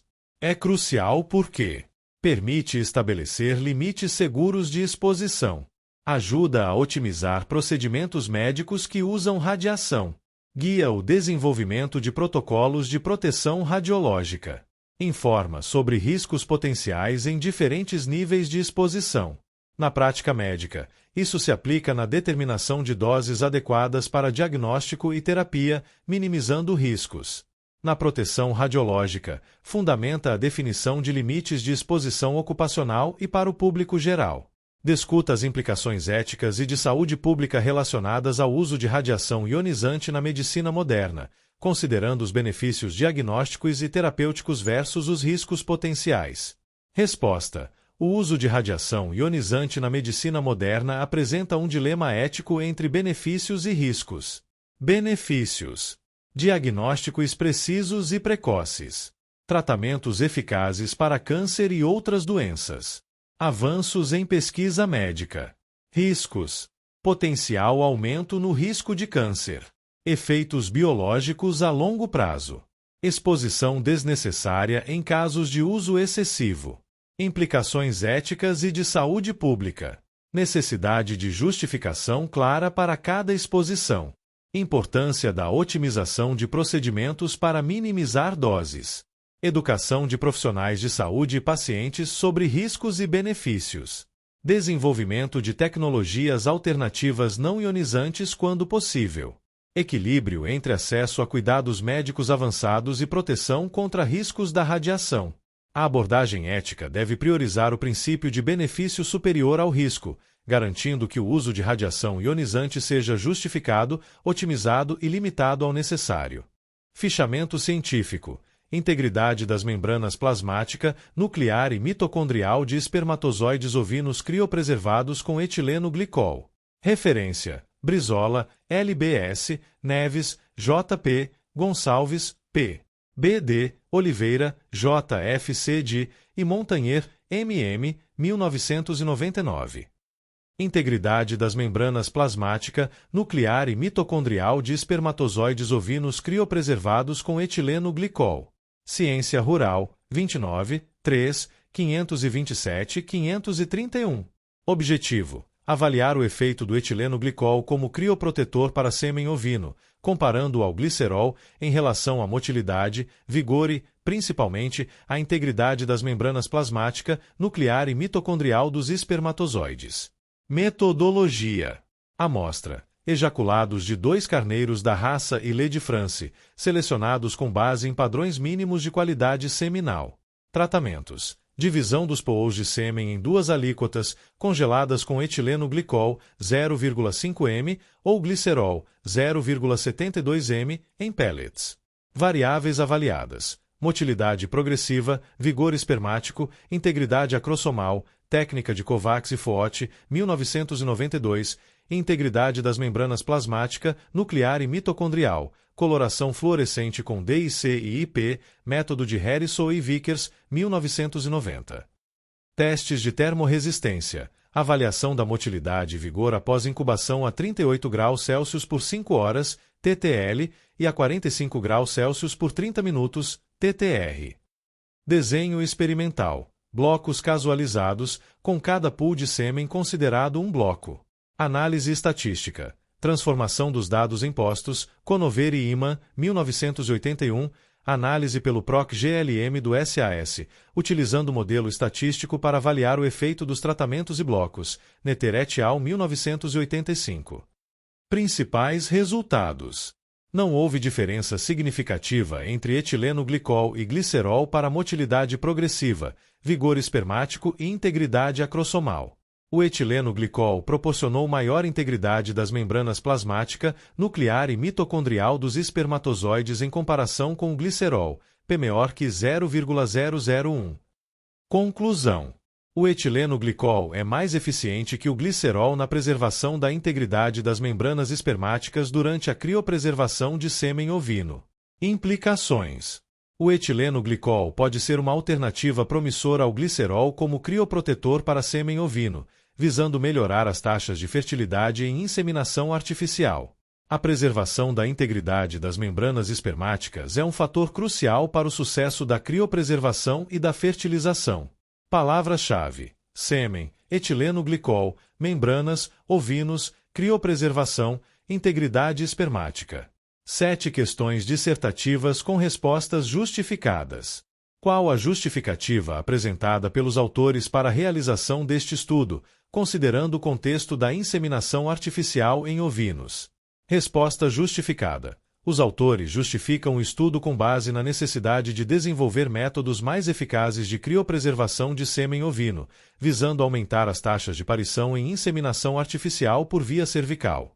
A baixa fertilidade do sêmen ovino congelado é atribuída, em grande parte, às alterações sofridas pelas membranas espermáticas durante o processo de criopreservação, o que justifica a investigação de crioprotetores que minimizem esses danos.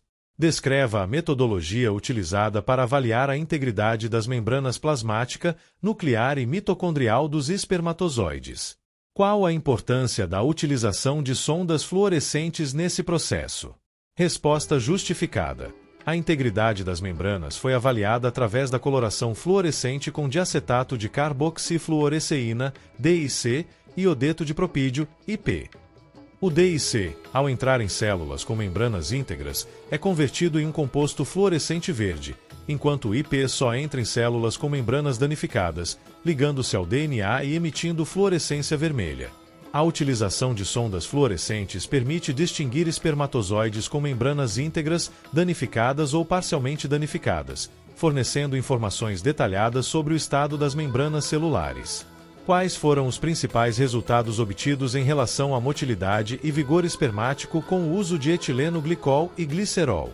Como esses resultados se comparam com os achados de outros estudos citados no artigo? Resposta justificada. Não houve diferença significativa entre etileno glicol e glicerol para motilidade progressiva e vigor espermático. Esse resultado está em linha com Salamon e Maxwell, 1995, que mencionam que apenas 20 a 30% das células espermáticas ovinas permanecem íntegras após a congelação e descongelação, com os índices verificados no presente trabalho permanecendo em torno de 36% no sêmen congelado, tanto com etileno glicol como com glicerol. Explique o mecanismo de ação dos corantes fluorescentes DIC e IP na avaliação da integridade das membranas espermáticas, conforme descrito no artigo. Resposta justificada. O DIC, sendo um éster polar não fluorescente, atravessa a membrana plasmática íntegra e é hidrolisado por esterases intracelulares, formando um composto fluorescente verde que fica retido na célula. O IP, por outro lado, possui afinidade por ácidos nucleicos e é impermeável à membrana plasmática íntegra, fluorescendo em vermelho apenas em células com membranas danificadas, onde consegue acessar o DNA. De que forma os resultados obtidos neste estudo corroboram ou contradizem a literatura científica existente sobre o uso de etileno glicol como crioprotetor?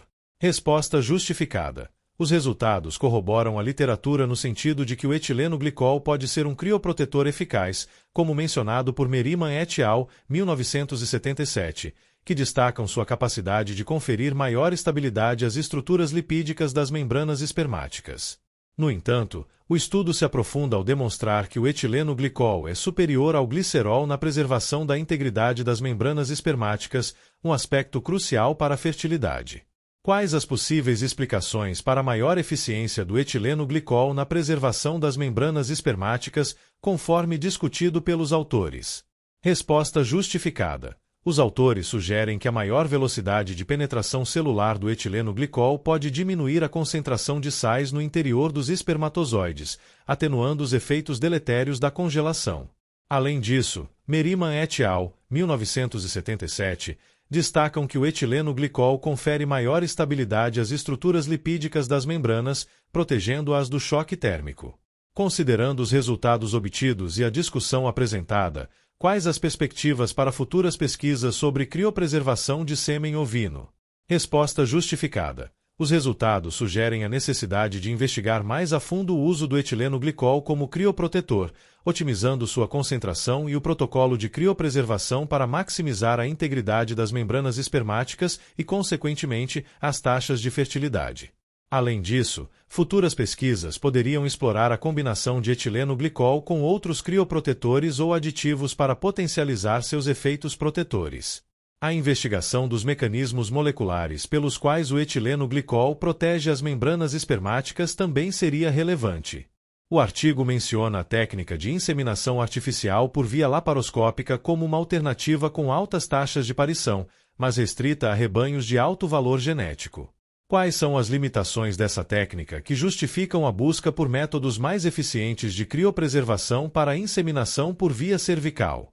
Resposta justificada. A inseminação artificial por via laparoscópica, embora apresente altas taxas de parição, é um procedimento invasivo, que exige sincronização de cios, equipamentos específicos e mão de obra especializada, o que eleva seus custos. Essas limitações restringem seu uso a rebanhos de alto valor genético, tornando a busca por métodos mais eficientes de criopreservação para a inseminação por via cervical uma prioridade para ampliar o acesso a técnicas de melhoramento genético em ovinos. O estudo utilizou a técnica de Kovacs e Foote, 1992, para avaliar a integridade acrossomal. Descreva essa técnica e explique por que a integridade do acrossomo é importante para a fertilização. Resposta justificada. A técnica de Kovacs e Foote, 1992, é um método de coloração que permite classificar os espermatozoides em diferentes categorias com base na integridade do acrossomo, AVI, AVL, AVS, AMI, AML, AMS. O acrossomo é uma estrutura localizada na cabeça do espermatozoide que contém enzimas essenciais para a penetração na zona pelúcida do óvulo. A integridade do acrossomo é crucial para a fertilização, pois espermatozoides com acrossomos danificados ou ausentes têm menor capacidade de fertilizar o óvulo. O artigo destaca a importância da integridade da membrana mitocondrial para a fertilidade do sêmen ovino descongelado. Explique a relação entre a função mitocondrial e a motilidade espermática, e como os danos à membrana mitocondrial podem afetar a fertilidade. Resposta justificada. As mitocôndrias são responsáveis pela produção de energia, ATP, através da respiração celular. Essa energia é essencial para a motilidade espermática, que é fundamental para a progressão do espermatozoide através do trato reprodutivo feminino e para a penetração no óvulo. Danos à membrana mitocondrial podem comprometer a produção de ATP, reduzindo a motilidade espermática e, consequentemente, a capacidade de fertilização. O estudo utilizou um desenho experimental em blocos casualizados. Explique as vantagens desse tipo de desenho experimental em relação a outros desenhos e como ele contribuiu para a validade dos resultados obtidos. Resposta justificada. O desenho experimental em blocos casualizados permite controlar a variabilidade experimental, dividindo a amostra em blocos homogêneos, neste caso, os pools de sêmen, e, em seguida, randomizando os tratamentos dentro de cada bloco. Essa abordagem reduz o efeito de fatores não controlados que podem influenciar os resultados, aumentando a precisão e a validade das conclusões. Ao considerar cada pool de sêmen como um bloco, os autores controlaram a variabilidade inerente à qualidade do sêmen entre diferentes ejaculados, garantindo que as diferenças observadas fossem atribuídas principalmente ao efeito dos crioprotetores. O artigo menciona que os dados não apresentavam uma distribuição normal, o que levou os autores a utilizar uma transformação de postos, Conover e Iman, 1981, antes da análise estatística. Explique por que é importante verificar a normalidade dos dados antes de realizar testes estatísticos paramétricos e como a transformação de postos pode ajudar a resolver esse problema. Resposta justificada.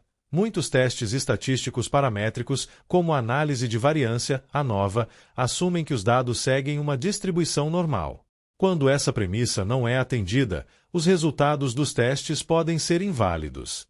A transformação de postos, Rank Transformation, é uma técnica não paramétrica que substitui os valores originais pelos seus postos, ordem, na amostra, o que geralmente resulta em uma distribuição mais próxima da normalidade.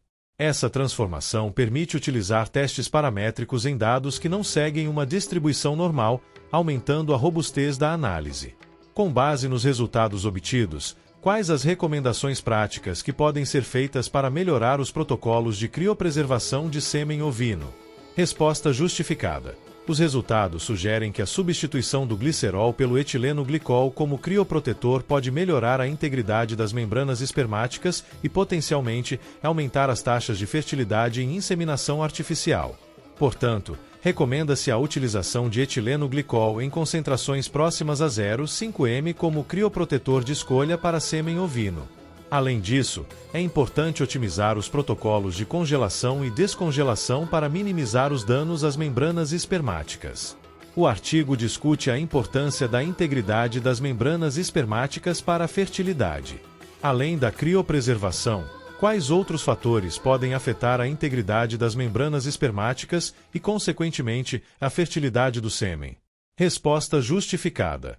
Além da criopreservação, diversos fatores podem afetar a integridade das membranas espermáticas, incluindo estresse oxidativo. A produção excessiva de radicais livres pode danificar as membranas lipídicas dos espermatozoides.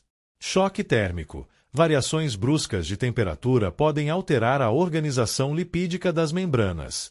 Infecções. Infecções no trato reprodutivo podem causar inflamação e danos às células espermáticas. Fatores nutricionais. Deficiências nutricionais podem comprometer a qualidade do sêmen e a integridade das membranas espermáticas. Toxinas ambientais. A exposição a toxinas ambientais, como pesticidas e metais pesados, pode danificar as células espermáticas. O controle desses fatores é essencial para garantir a qualidade do sêmen e a fertilidade dos animais. Transformação de unidades. Regra da cadeia. A transformação de unidades segue regras algébricas simples e pode ser realizada sistematicamente pela regra da cadeia. Vejamos a seguir alguns exemplos de transformações por esse método. Exemplo 1. A quantos quilômetros por hora equivalem 30 metros por segundo? Como 1000 metros é igual a 1 quilômetro, temos que 1 quilômetro dividido por 1000 metros é igual a 1. Da mesma forma, 1 hora é igual a 3.600 segundos e, portanto, 3.600 segundos dividido por 1 hora é igual a 1. Assim, 30 metros por segundo é igual a 30 multiplicado por 3.600 dividido por 1000, que é igual a 108 km por hora. Capítulo 1. Medidas físicas, grandezas e unidades.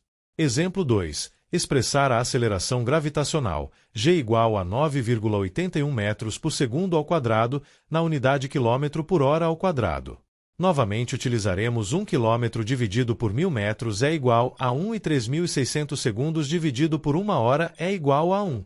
Assim, 9,81 metros por segundo ao quadrado é igual a 9,81 multiplicado por 3.600 ao quadrado, dividido por 1000, que é igual a 127,105 km por hora ao quadrado.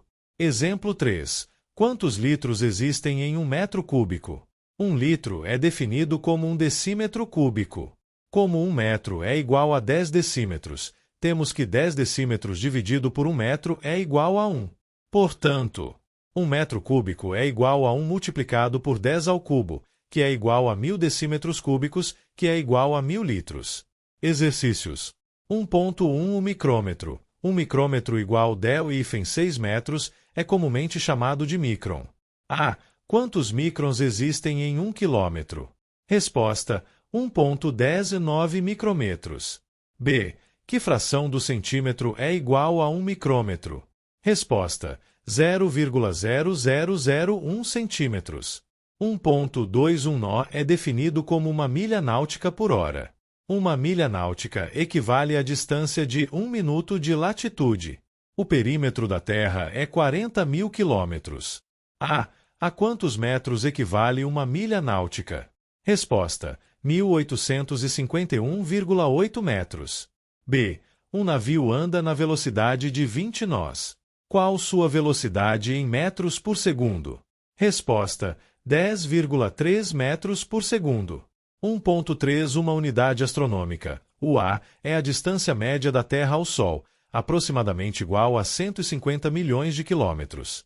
A velocidade da luz vale cerca de 3,0.18 metros por segundo. Escreva esta velocidade em termos de unidades astronômicas por minuto. Resposta: 0,12 UA por minuto. 1.4 Uma unidade de área frequentemente utilizada para expressar áreas de terra é o hectare, definido como 10,4 metros quadrados. Uma mina de carvão a céu aberto consome 75 hectares de terra, a uma profundidade de 26 metros por ano. Calcule o volume de terra retirada neste tempo em quilômetros cúbicos. Resposta: 0,0195 quilômetros cúbicos. 1,5 Rendimento agrícola norte-americano é expresso frequentemente em bushels por acre. A quantas toneladas por hectare equivale um rendimento de soja de 40 bushels por acre? Um acre igual a 4.047 metros quadrados. Um bushel soja igual a 0,0272 toneladas. Resposta: 2,69 toneladas por hectare. LCE 0,200 Física do ambiente agrícola. 1,6 A densidade da água é igual a 1 grama por centímetro cúbico. Qual é a densidade da água expressa na unidade? A. Quilogramas por litro. Resposta: 1 quilograma por litro. B. Quilogramas por metro cúbico. Resposta: 1.000 quilogramas por metro cúbico. C. Libras por pé cúbico. Uma libra igual a 0,454 kg. Um pé igual a 30,48 centímetros. Resposta: 62,35 libras por pé cúbico. 1,7 Uma estação meteorológica observou em determinado dia uma chuva de 18 milímetros.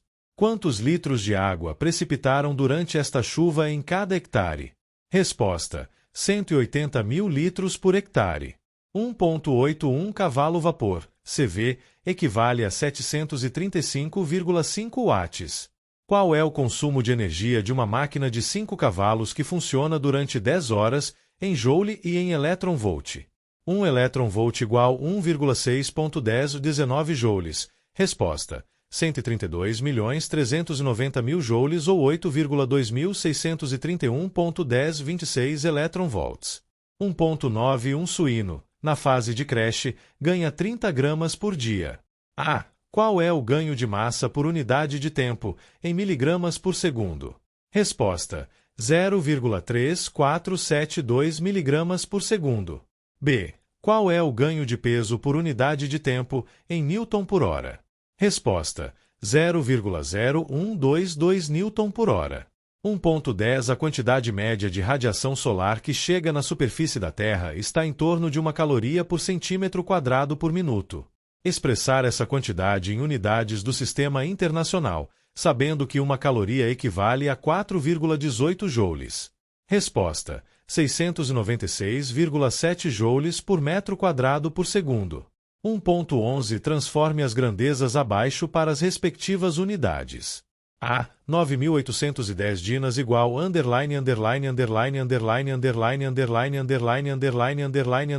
quilograma-força. Resposta: 0,01 quilograma-força. B. 7.814 newtons igual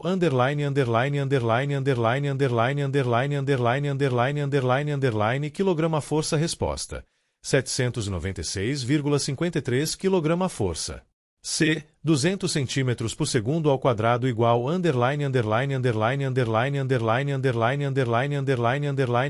metros por segundo ao quadrado. Resposta: 2 metros por segundo ao quadrado. D. 80 km por hora igual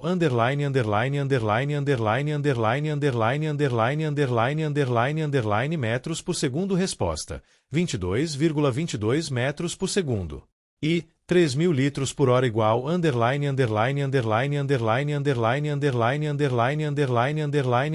metros cúbicos por segundo. Resposta: 8,33.10 4 metros cúbicos por segundo.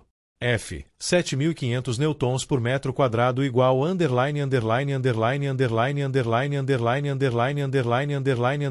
quilograma-força por metro quadrado. Resposta: 764,52 quilograma-força por metro quadrado. G. 7 quilograma-força por centímetro quadrado igual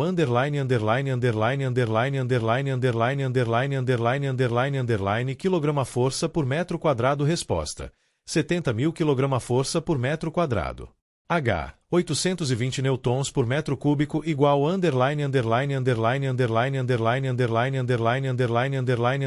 quilograma-força por metro cúbico. Resposta: 83,59 quilograma-força por metro cúbico. I. 8 milhões centímetros quadrados por segundo igual underline underline underline underline underline underline underline underline underline underline metros quadrados por segundo. Resposta: 800 metros quadrados por segundo. J. 9.700 dinas por centímetro cúbico igual underline underline underline underline underline underline underline underline underline underline quilograma força por metro cúbico. Resposta: 9.887,87 kg força por metro cúbico.